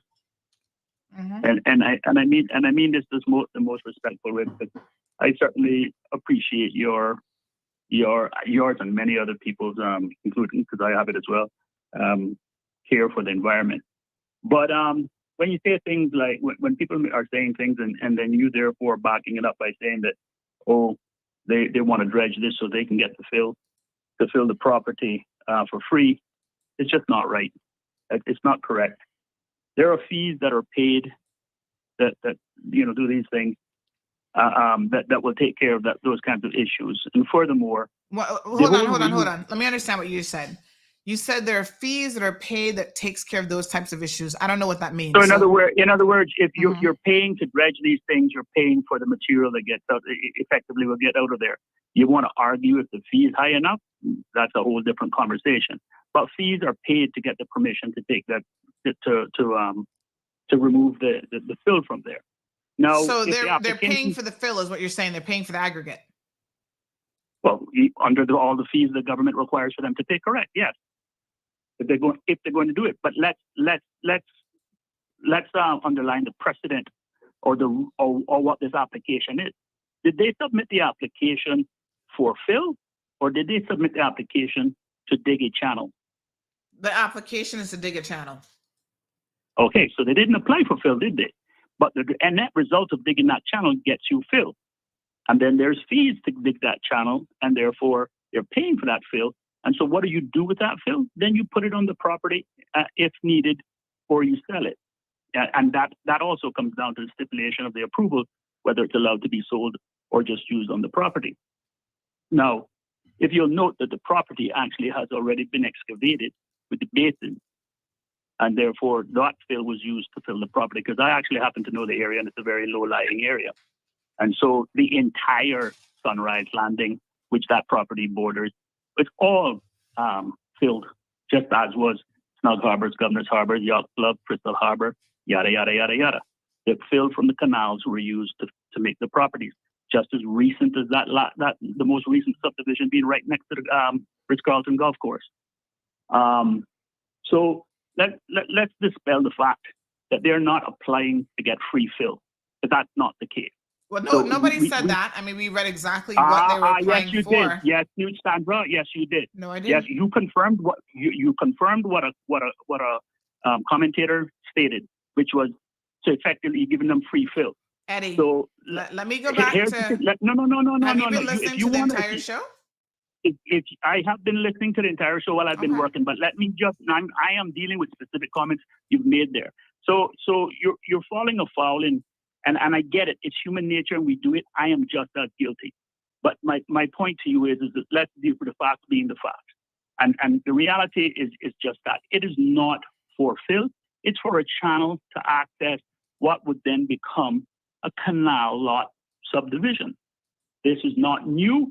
This is across the board. And if there was ever the most protected location in terms of storm and storm surge, would be that specific site based on its geographical location and the contour of the properties, because 99.999%, in fact, I dare say there's no recorded storm ever coming from west to east. They always come from east to west or from south to north. Okay? Mm-hmm. And so, but that's a by the by. If I had a boat that I couldn't take out of the water easily with a trailer, that's where I'd want to stick my boat, there or any other canal in the North Sound Estate subdivision, because that is the most protected area. And in fact, there is a refuge area for all the boat tenders that service the cruise ship industry. They literally have a basin just for that, because that was the most protected area. So let's dispel the whole thing about storm flooding and storm surge, because if anybody went through Ivan, which a few of them went through there, and I know of a number of places there, that was one of the few places that actually flooded that was on the water, because of its geographical location. But the point is, it's an existing subdivision that has been for decades been trying to work on and has fallen misfortune for whatever reasons multiple times. Okay? There's the basins that are already dug and all that, and they're looking for a small little channel. And I've sent you some images, aerial images, that starts all the way from the shores in Barkers in West Bay, all the way down to North Sound Estate. This is not new. And the marine life is not suffering on those channels and those areas of excavation. And one more important point that I'd like to make for people to consider is that pretty much almost every dredging operation that has occurred from behind CUC or just south of Camana Bay all the way to North Sound Estate, majority, if not all of them, were done by the Bodden family under KMR Limited. So if anybody has any experience and contact with people who have the experience that have done this dredging, would be them. Now, I know Miss Heather very well, love her to death. I know the rest of the family don't know them that well, and I have, at the end of the day, if I felt that it was going to detrimentally affect us, I would be up in arms with placards as well. And do we absolutely need one? That can be argued. I'm indifferent as to whether this gets approved or not. But let's just keep with the fact or the reality on this whole thing here. So, yes, we can argue that it's not needed and when's enough. Let's have that conversation. But the reality is, this is not detrimental. I don't even know how wide the canal, the trench is, but I'm guessing it's 100, 150 feet. And it goes out, I don't know how many feet. But the point is, it's not going to kill anything up inside there that would, and I mean, in terms of forever, and you got a coral bleaching effect or event or what have you. Because Harbour House Marina, you'll see it. Grand Harbor, you'll see it. Tropical Gardens, you'll see it. And let's face it, just recently, the most recent excavation, which is right next door to this particular application, was the Coast Guard station. And it don't matter what it was going to kill. We want the Coast Guard station there, so therefore it was going to be dredged, come hell or high water, and it got dredged. Is it a desolate, horrible site? I venture to say no, but I haven't been there in a couple of months, so I would have to go take a look. But by all accounts, I don't hear anybody calling and going, what a shame, this Coast Guard station dug out this place here, and now it's a horrible place. I don't hear any of those either. So if this was a pristine piece of property and hadn't been applied for, and I'm actually surprised it didn't already have previous approval that they could reply on or point to. This application and this project has been going on for decades, and someone has finally found an investor to reconstitute it. I don't see what the big hullabaloo is, but I thought I'd just point that out there. Okay. All right. Yeah. Thanks, Eddie. Appreciate it. Have a good day. Bye.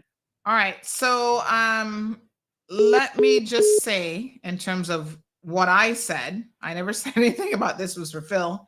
And in fact, let's go back because that's what Eddie heard. So I want to be very, very clear about how the conversation started out here today. I started by talking about the Coastal Works Review application, and I read what the proposed project is at the very beginning, seeking to dredge an access channel measuring approximately 100 feet. I read all those details. That says nothing whatsoever about Phil. So it's not correct that I was saying that they were dredging for Phil. That's not what I said. I read that part of the Coastal Works review. What I then read just a few minutes ago was someone's opinion that this is most likely more about the fill than it is about the channel. And my opinion is that that is a very interesting opinion and might, in fact, have some validity. That's what was said. But I want to clarify it in case anybody else might have gotten a little bit confused. So someone who says, oh, this has been done before, what's the big deal?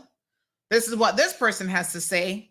There is a big deal. And by the way, radio listeners, you can obviously join us still on social because that is cuts off exactly at 9:30 now. So here we have it.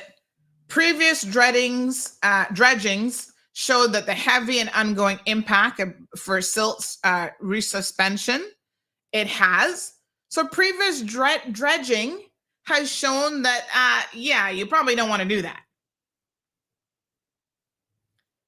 Number two, the application is for dredge for fill as well as access. Dredge for fill has not been approved for many years now by successive cabinets whenever the significant North Sound dredging moratorium started.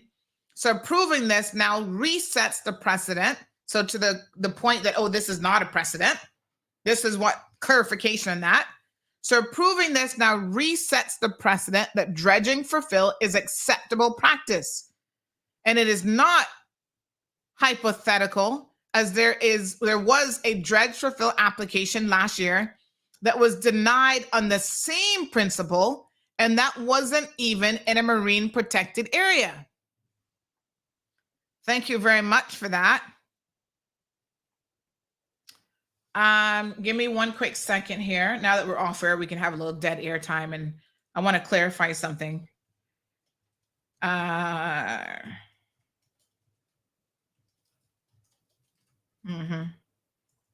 Okay.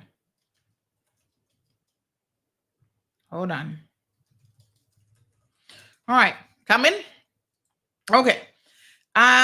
Number three, if it was just dredge for public access, they could simply run a narrower channel along the inner or outer edge of the mangroves, leaving the mangrove buffer to nature's benefit and benefiting all adjoining landowners, i.e. as public good, rather than a large channel just to their property, which they will have filled with the fill they dredged from public property.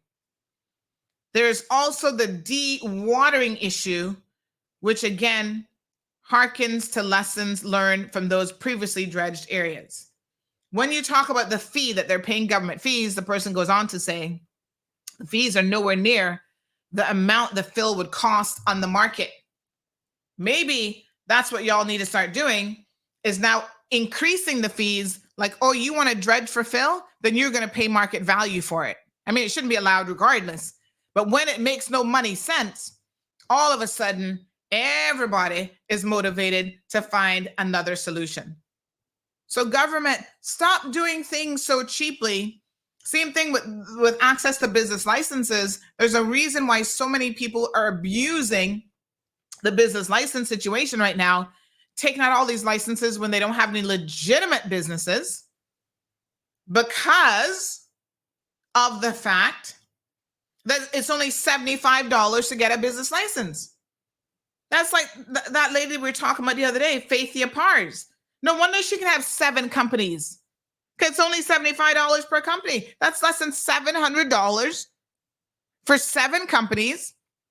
And then you can't afford to pay health insurance. You can't afford to pay pension. You can't afford to pay staff.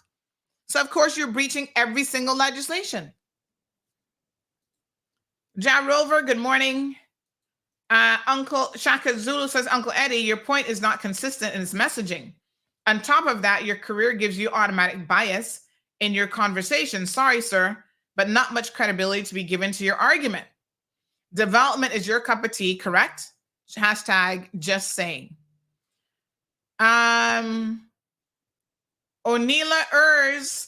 Oh, yes, this is the fake account in the section. Thank you for joining us this morning. First time we've ever seen you in the comment section. Melanie. So Sandra, highlighting facts on this critically important issue. Well done. Al says a dead zone is an area of ocean with low oxygen levels.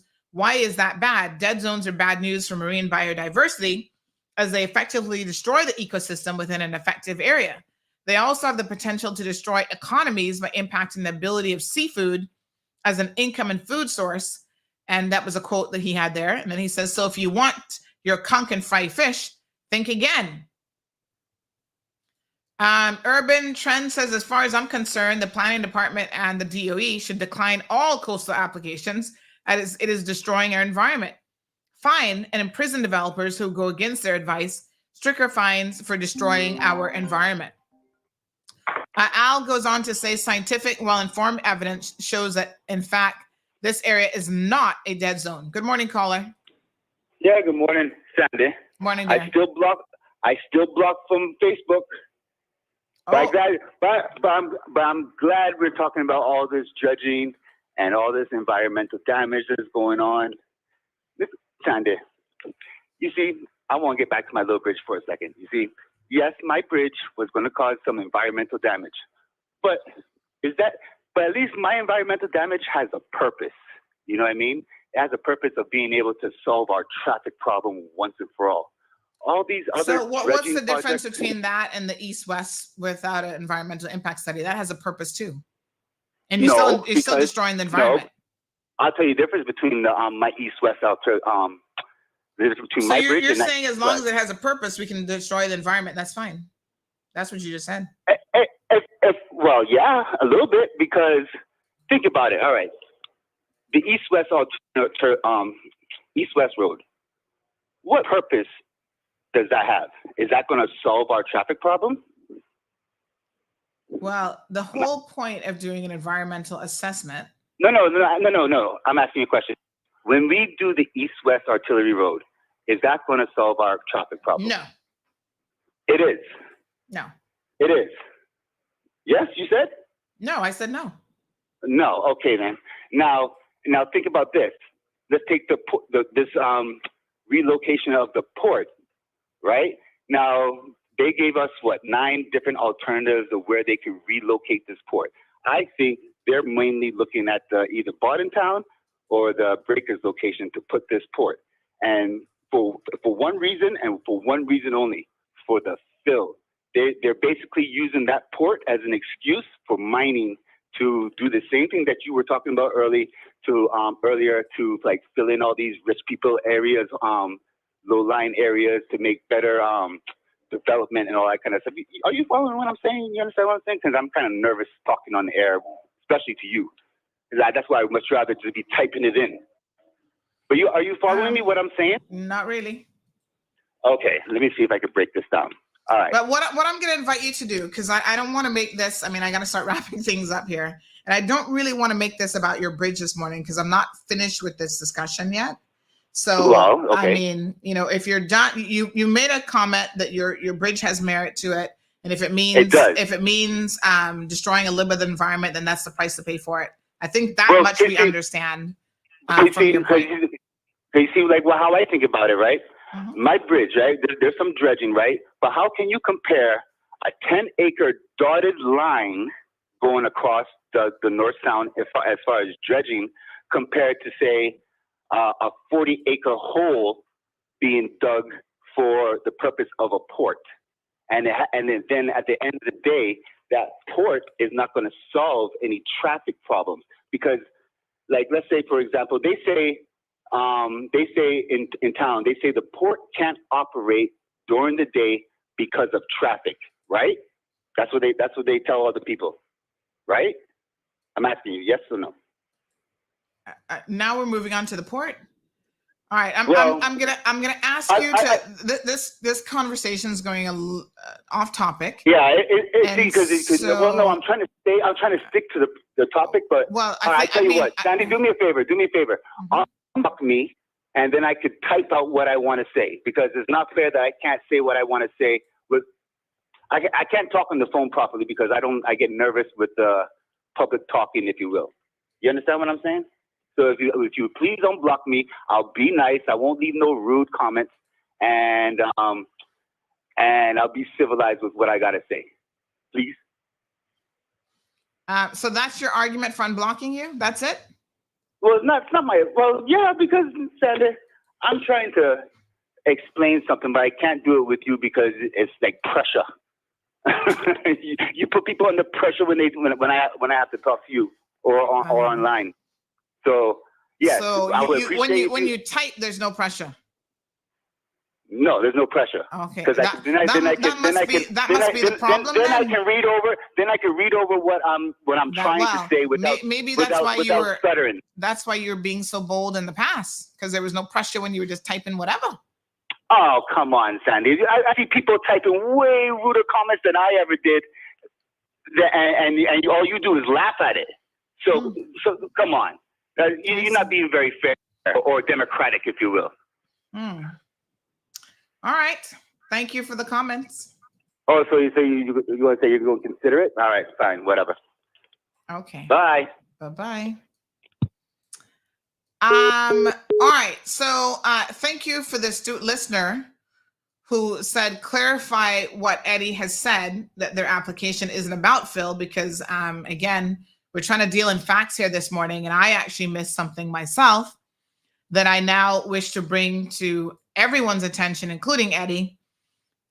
In their application on page 3 of 15, paragraph number 3. Okay. It says the total estimated volume of dredge material is 67,885 cubic yards. The applicant has indicated in the cover letter with their submissions, that the material dredged from the channel excavation will be used to fill the remainder of Block 27B, Parcel 115, which is currently below minimum levels prescribed by the Central Planning Authority. Kaboom! Okay. There you have it. They need to fill that land cheaply, as cheaply as they can, because it is currently below minimum levels prescribed by the CPA. In other words, anybody who's buying into this development should be well informed that you're buying swamp land. That's common term for swamp land.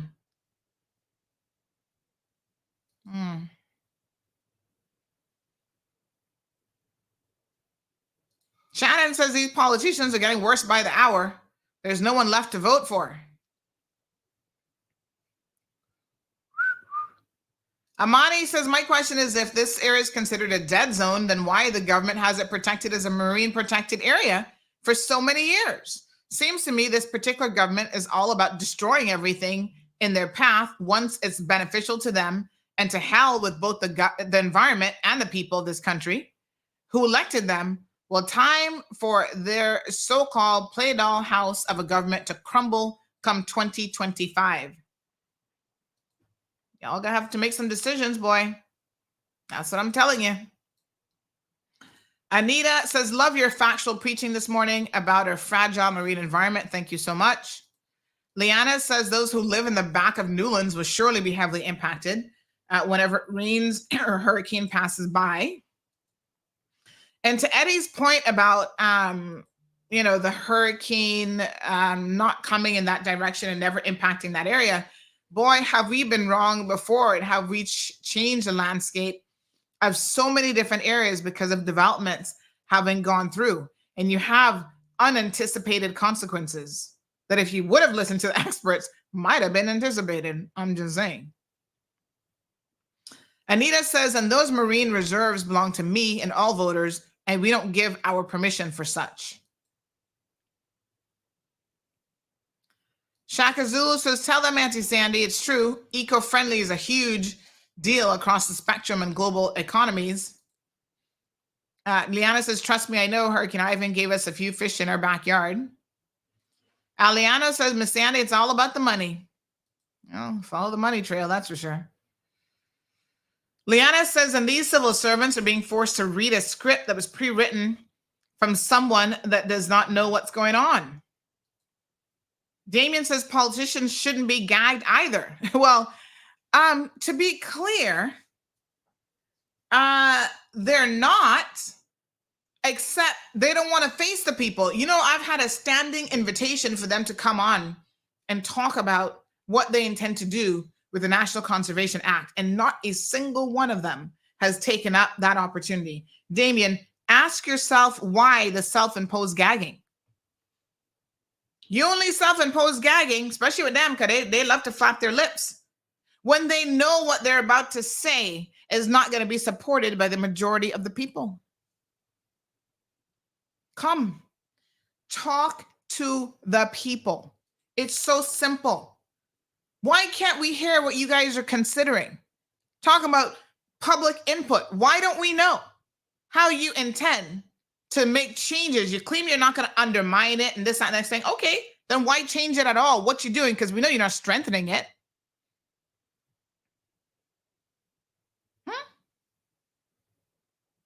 So if that's the case, y'all need to talk. Irvelyn says she will not get back in because nobody in my area is going to vote for her again. Where is Mr. Saku? Lord Jesus. That's a throwback from the past. I haven't heard Al's name in a second. Inspiring says dredging can change the natural water flow patterns, leading to increased coastal erosion or altered sediment deposition patterns, which can negatively impact coastal ecosystems and infrastructure. Live Happy says, and look at them. They're old and will soon be dead. What more money they need? Lord Jesus, you did not pull the old card. They need to go and relax. Try to leave the environment alone. No, man, they're going to live a long time. Everybody believes they're going to live forever.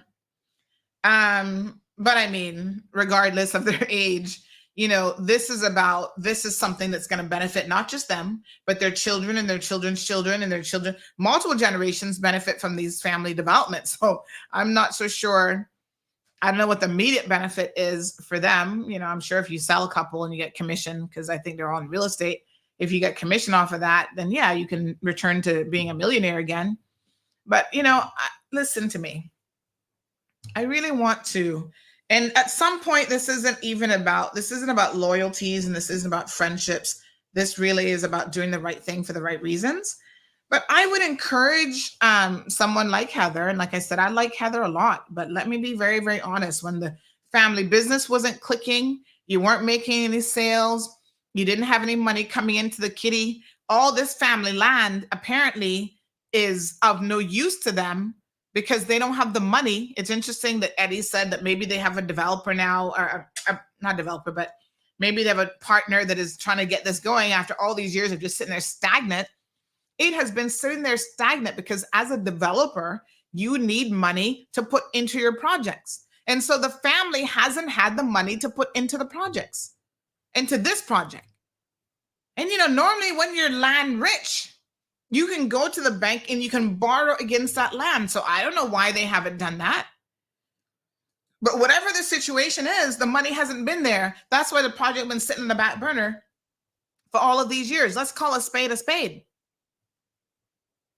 And so when you wasn't making any sales of property, when you had nothing else going on, your business is just sitting there stagnant, who do you all think created a job in the Newlands office for Miss Heather to be able to work there and probably get at least $5,000 a month if it wasn't for Wayne Panton? Now, I don't know the details of their business, so let me be very, very clear.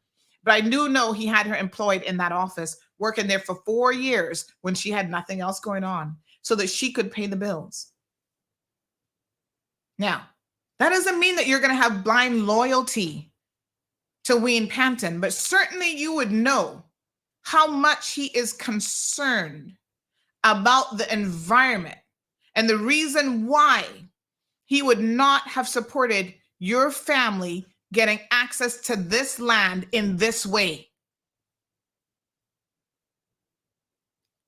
Did you not have conversations with each other about this? How would that have worked? You see, I'm not trying to complicate their relationship, and that's why I canceled him coming on this morning, because I don't want him to feel away. I don't want her to get in her feelings and feel like, oh, Wayne must be part of this. He must have put Sandy up to this. Wayne and I have had no discussions on this, and I have purposely not had any discussions on this with him, because I don't want to taint what's in my head and what I wanted to say before having this discussion. Now, after the fact, I might go and, kind of say to him, Wayne, I had to do what I had to do. No hard feelings. I know you love Heather and the two of your bosom buddies, but I ain't in the business of love like that. I'm in the business of let's do what we can do to try to protect the environment as much as we can. I'm just saying, to be clear, this is a man who's demonstrated, right? You don't have to do this. I'm going to support you, paying you, I don't know, $4,000 or $5,000 a month. You sit in the Newlands office, do a little bit of office work, smile at people, do a little bit of community work. I'm going to pay you to sit there. I'm going to pay to maintain that office out of my own pocket so that you can put food on your table. You're not going to starve, Heather. Even though the family has all this land you can't do nothing with, you're not going to starve because people like Wayne got your back. You know how many people would be enviable of that position? All of us have been there, Heather. We not got no job. We lost our job for speaking out, this, whatever. Boy, if I had a friend like Wayne who could pay me $5,000 a month to sit in an office and do some work, ooh, honey child, please tell me where I can sign up.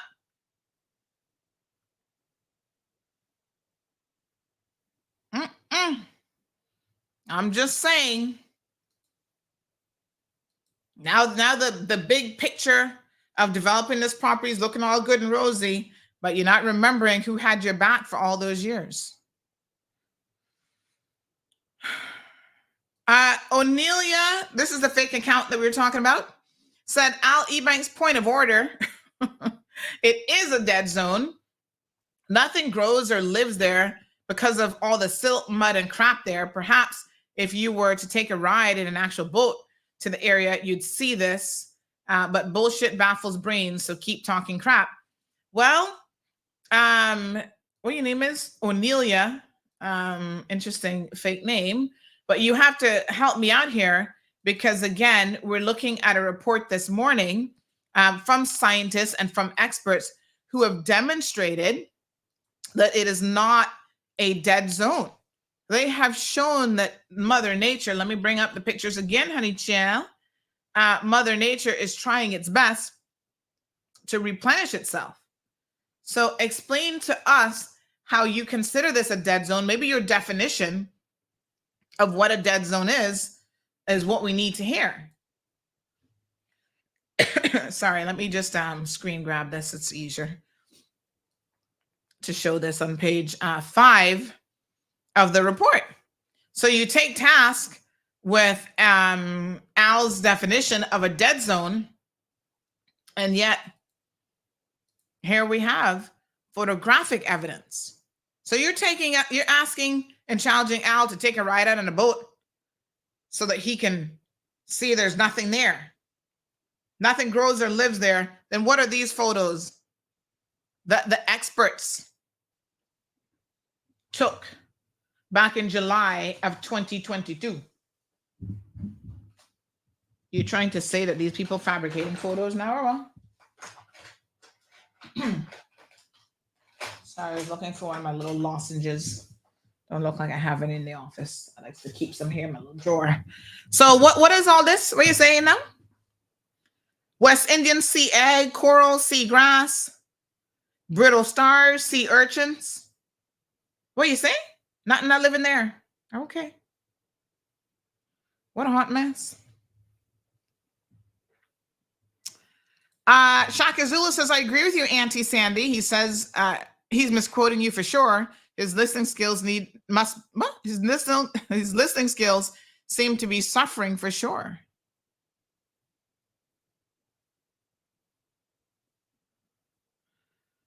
Cassius says, I find it very funny that many of these environmentalists live in those areas that were dredged up years ago. They have their boats docked behind their homes where they can go out and dive lobster. Go back to the point that I made earlier. That might be a very true statement, but it's also true that something that you did 30, 40 years ago that you now know is harmful for the environment, how can you continue to support that? Al responds to that account, says, hi, spam account. Thanks for your input. I know that reading comprehension skills are hard to come by. However, please reread the definition of what a dead zone is. And based on evidence that is founded by the wonderful experts in their respective field, says otherwise, that this is not a dead zone. Have a good day. I'm oftentimes confused why y'all create these fake accounts, because the creation of a fake account alone undermines your credibility. Listen, if you got something to say, just like Eddie don't have to agree with anything we have to say. Eddie calls in and shares his opinion, and he's entitled to do so. Right? So why are you hiding behind a fake account? Who are you? What's your agenda, really? Melanie says the overall health of the North Sound is degraded from when I was a child. Tell me I'm wrong. Less conch, less fish, and sad reefs. Nature can recover from natural disasters, but man-made destruction such as unsupported dredging and the undesired effects are irreversible. Good morning, caller. Good morning, Sandy. Mm-hmm. It's me again. Mm-hmm. See, I don't want to make a fake account to say what I want to say either. So don't you think it's easier for me to just you can call in and type it in? say it. No, you can call in and say it. But Sandy, I feel like I get scared when I talk to you, because sometimes you like to flip the direction of my comments sometimes. So I would much prefer to just type it in and be nice about it. Because how come you not saying anything about this port development that they want to do up in Bordentown and Breakers? Well, that's not today's topic, but I assure you it will be on the not at all, but I assure you it will be on the agenda soon enough. Oh, it will be. Okay. But Sandy, can you please unblock me? I'm being so nice. Please. I would much rather I don't want to have a fake account. I would much rather be who I am and everybody know who's saying the foolishness I may be saying or not be saying. So don't let me make a fake account and then pretend to be somebody else and probably say something that you're not like. At least you know who it is, and if you don't like the comment, you can delete it. You don't have to block me out. Thank you, caller. Oh, geez. There we go again. Thank you, Sandy. All righty. Damien says you get nervous talking, but you want to be a politician. He does? Oh, Lord. Amori says, laughing out loud, what a mess. Howard must have had a good chuckle. It doesn't show up there. Kim Mankind says, okay, Sandy, you need to stop making people nervous. Come on now. What a hot mess. I don't know nothing about this. I make y'all nervous? Lord Jesus. I thought it was only the politicians getting nervous around me because some of them be skirting the truth big time. Flashpoint says, despite what anyone is saying, many of the same failed politicians will get reelected. Marco, good morning to you. Dee Dee says our next question is, who is the joint developer? I mean, I don't know. I don't know anything about this project. I don't know where the money's coming from to even do this part of it. Strong Wilt says that's what you call sellout. That was a comment earlier. Garrett says, I feel pressure when my fingers meet the keyboard. Is that the pressure he's talking about? Lizette says, good point, Sandy. Johan says, Auntie Sandy, ruining relationships one by one. Hashtag help us, Fada. The truth does not ruin relationship. The truth strengthens relationships if they're based on honesty. Damien says, if it's a dead zone, why is it a replenishment zone? Al says, who is this other Al Ebanks? I thought I was the only Al Ebanks in Cayman. Hopefully he'll keep making sense. Oh, wait a minute. There's another, I didn't even recognize that was not you. Oh, I mean, there's more than one. That's like one Miss Darlene used to be on the show. Let me see who this Ali Banks is. And she would say, remember, Sandy, tell him which Darlene is making the comment. So that Al Ebanks, ooh, Al, your account looks fake too. You better come up with a different name because the real Al Ebanks just stepped into the chat and said, hold on a second now. The problem with these fake accounts is most of you will get blocked, regardless of what side of it you're on. So I suggest you find a way to speak under your real name. I didn't realize that wasn't that Al. So he just said that. What a hot mess. Jerry says, begging ain't cute, dude. Why is he always on a tangent about the port, says Abby. Nisa says, I agree with you. I'm not sure who you're agreeing with. Was that with Gabby or? Oh my, give him a chance, Miss Sandy, says Gabby Miller. Another Gabby. There's Gabby Gale, Gabby Miller. He's begging, says Ann Rice. Yes, well. Unblock the man, says Peter Gooden. Y'all like, oh, he's begging. Soka says, unblock him. Even criminals get out of prison. Well, sometimes it's a life sentence, so when is the elections again? We're still waiting on the date to be announced. Al Ebanks says, I'm not fake. You might not be fake, but the account certainly looks suspicious. So is the account fake? That's the question. Lucky Body says, why doesn't Cayman have a national vote? It'd be nice if we could all have a say in who becomes the premier, etc. What a mess. Trying to catch up on some comments. Because Good morning, Shaka. K-Mankind. Good morning. Good morning. Leanna says 3 years ago, a real estate agent was selling lots back there for $995,000 once a new Eastern Highway is built.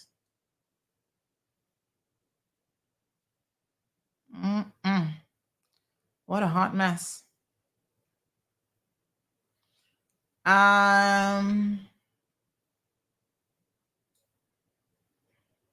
So do we want to dredge it and put it on residential lots? Was APOC 447. Well, that's actually, apparently it was in the cover letter to the application, and that's what they intend to do. All right, folks. Thank you so much. Soka's having a good laugh. If you unblock him, then poor Alejandro needs to be freed as well. You see, it's a domino effect because, again, on the basis of setting a precedent, you unblock one, you have to unblock all. So it's not really about this young man who keeps calling in. It's about the rule was set. Everybody knew the rule, and everybody knew, because I said it on more than one occasion, and some of y'all listen every single day, that once you're blocked for life. And so when you ask me to bend the rules for you, that means I have to break the rule for everybody else. And I'm not prepared to do that. Because all the good people who actually sit here every day and follow the rules, they're going, so Sandy is always preaching this narrative about rule bending and rule breaking, but then she's going to do the opposite. Listen to the message now that I'm sending out there. And she did it for him. So now she's setting a precedent, and she got to do it for everybody. Let them all out of jail. Simply C says, I kind of understand what he's saying. People are not that good at talking. They're better keyboard warriors, and that is the problem. Simply C, trust me, that's the problem. Because a lot of these keyboard warriors be out here saying all kind of bullshit when they're ready. They get in their feelings. You heard what he just said? Oh, if you don't like it or whatever, then I must censor him. I not got no time to be in the fucking censorship business. Let me be very, very clear. I don't have time for that. So now you're making my job that much more challenging, telling me I must baby y'all and I must censor y'all. You know how many comments this show has already for the day? How many comments we got? Let me see, No, it might tell me after I end the show. But literally, some days it's all 800-900 comments. You think I got time to be censoring you?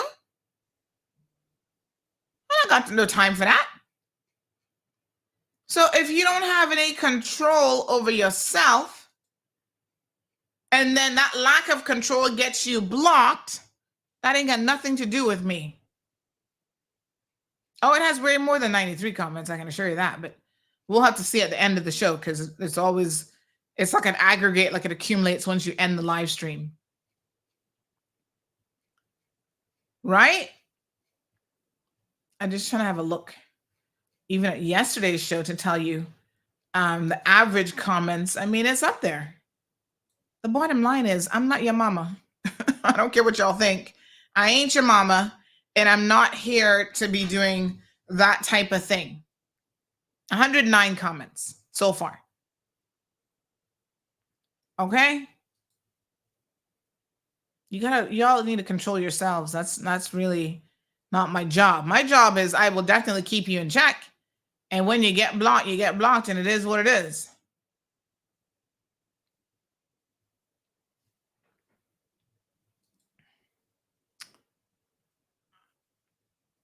Abby says, Aunt TD said, what's good for the goose is good for the gander. Soka says, I need a parole board. Oh, Lord. Y'all are such softies. Yes, sir. Y'all will be fine. Okay. And listen, the truth of the matter is, you have got to be able to articulate yourself, not just being a keyboard warrior. Somebody say you want to be a politician, well, you better know how to talk. We sick and tired electing dodo brains who can't even speak. So this will be good practice for you. Somebody laughs and says, unblock the man. We are all now environmental experts, for fuck's sake, says this person. Tell him, type, then call in and read it. Oh my gosh, what a hot mess.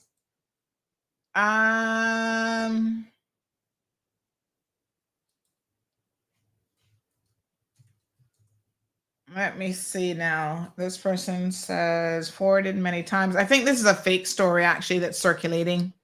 Says breaking news. The island has 2 cases of Mpox. This is Cayman Compass. Poor Compass. I do believe that's a fake alert though. I'm pretty sure it is. All right. Let me see now. All right. So that's all she wrote. My apologies to Mr. Panton for canceling on him at the last minute, but we'll see if we can schedule you, because I think we got CUC coming on tomorrow. So let's see if we can reschedule you for Friday. But again, I didn't really want to put you in a position of, being on the same date I'm talking about this, because of course, again, in people's minds, they try to make all sorts of connections in relation to that. So Damien says that generation, that's Gen Z generation, they need a lot of hugs. I'm sorry, but I'm also not in the hugging business, except for children. Children can get unlimited hugs from me. When you're an adult, you better try to suck it up, because by then I expect you to be able to pull up your panties a little bit, your big boy drawers and big girl panties.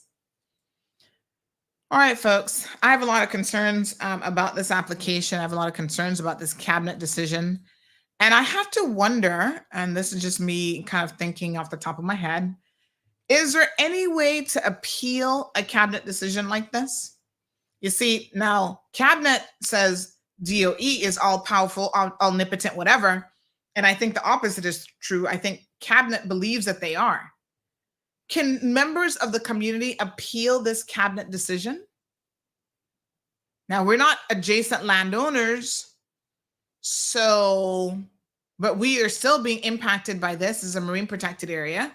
So we have an interest in it, and from that perspective, trying to protect the environment. Could I appeal this cabinet decision? Can I do a judicial review on this cabinet decision? I need a lawyer to call me, because listen, I'm willing to consider it if it makes sense and if it can be done. Talk to me. Sometimes we got to put our mouths what's the saying? You put your action where your mouth is. That's not the same, but something close to that. So sometimes you got to do more than just chat. And I'm certainly willing to put my neck on the line. And, this is going to cost me. I know there's people who in that family are going to be upset with me, and I'm not trying to make any enemies. Trust me when I tell you, it is certainly not about that. It's about doing the right thing for the greater good. I don't know. What a mess. All right. Thank you guys so much. Maybe that's something I need to explore as a real possibility. I hadn't thought about it really till just now, but maybe. Put your money where your mouth is. That's the saying. Thank you. Did you invite Feather to be on the show? Who the hell's Feather? Oh, Heather. I mean, like I said, so Al Ebanks, thank you. Al, apparently you sent where did you send this? On WhatsApp? Okay, so the page administrator sent me Al confirming that he is Al Ebanks. My apologies. I appreciate your comments. You see? You might want to add a little something extra to the social media thing, because it kind of looked like a fake account, but there you go. That's why I asked.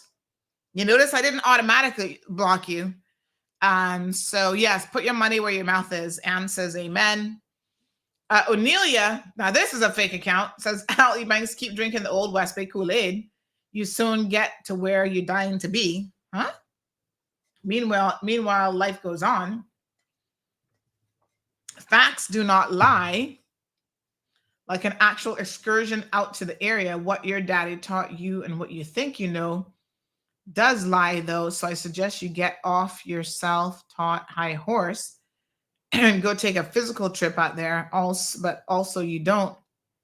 You rather spend money on Kool-Aid than spend it on actual knowledge. Okay. Well, Onelia, again, I'm going to share the report with everybody who cares to have it. The experts did go out there. And so they're not agreeing with what your position is.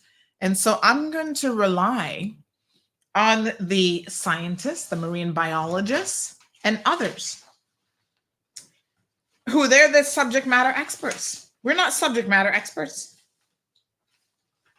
So I concede to the subject matter experts. And for the person who sent me that original message claiming that they're going to have a report by 2 expert biologists, hurry up and get me that report, honey child. That report should have been included in the application, but hurry up and get it to me.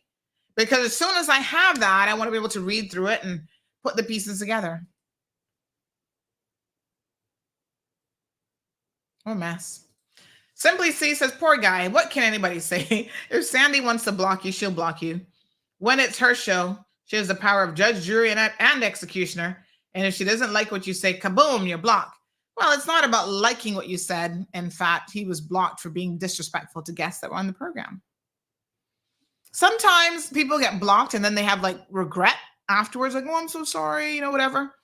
The truth of the matter is that I, a lot of times, can't even remember, especially on social media, why people were blocked. But one thing I tell them when they come back begging me to unblock them, I said, honey child, you would have been blocked for a good reason. Because I don't really willy-nilly block people. So see, even this Onila Ers or whatever, we know is a fake account. And as you can see, I haven't blocked this person. They say the pictures you're showing are pictures of a different area, facts. So you're now claiming that the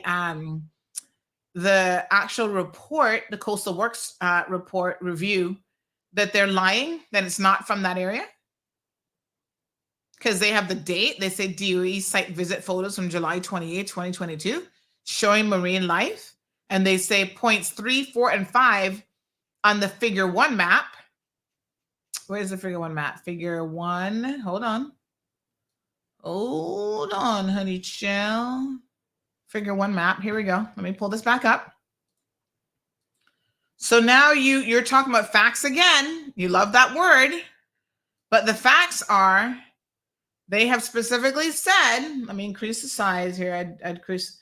So they have specifically said areas 1, 2, and 3. Let's go back down to the picture. Hold on. Okay.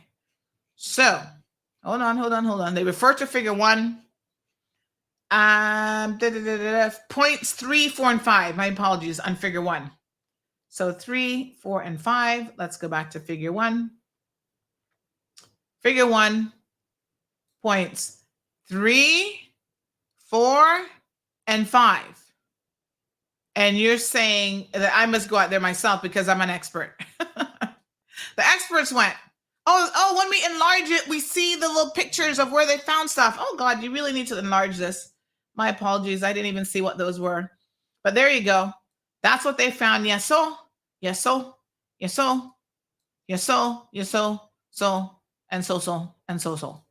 So you're saying that these people are lying. This is not the area, different area. Really? And I must take a trip for myself because I'm in a better position than the experts to take a trip and see something. Wow. Okay, then.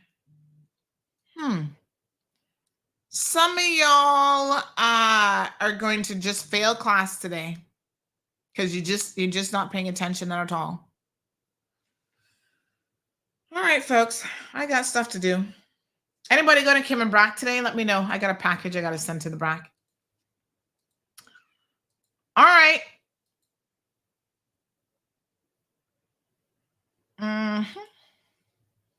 They said, go ahead and snorkel it.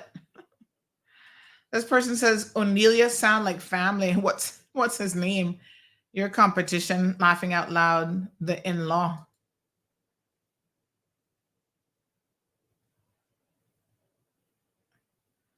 All right.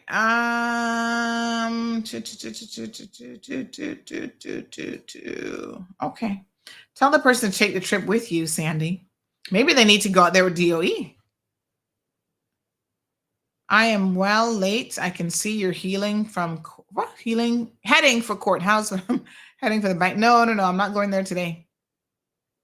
All right, folks. That's all she wrote. Again, these reports are available in the public domain.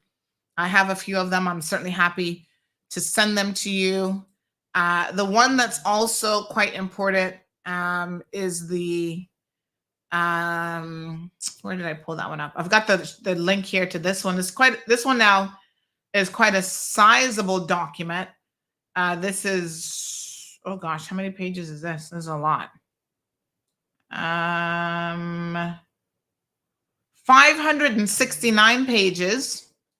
This one, which is a study on the provision of construction aggregate and fill for the Cayman Islands. And this is a September 2002 report. Okay, so this one now is the report that you need to have a look at. 20-something years old already. What year are we in? 2024 minus 2024. That is 22 years. And this is a report that you will find quite a bit of interesting information in the report, including things like trying to see if we can. I have a link here. I can show you the download link so you can view that for yourself. But this CH2M report talking about these coastal works review applications, and again, the precedent really that was set previously, allowing the dredging of Crown land for personal property benefit being one that would not be supported from 22 years ago. Okay. All right. That's it. Next week, I want to talk about this situation. I think this one is in Cayman Brac, the sister islands, about this road that was built there, and blue iguana threats, the Bon Creek Road, and we'll talk about some of that as well. All right, that's it. You can find me on LinkedIn. Al, send me an invite. The photos were from July let me tell you the exact date, July the 28th of 2022. Okay. That's all she wrote, folks. Have yourselves a good day, and we'll see you tomorrow morning, 7:30, bright and early. Thank you for tuning in to another episode of The Cold Hard Truth on Bobo 89.1 FM. Cayman's #1 talk show is live weekdays from 7:30 a.m. Never miss an episode again. Watch anytime on CMR's Facebook and YouTube channels for the latest show episodes. Don't forget to follow us online on our social media channels. And visit CaymanMarlRoad.com for all the latest news and community happenings.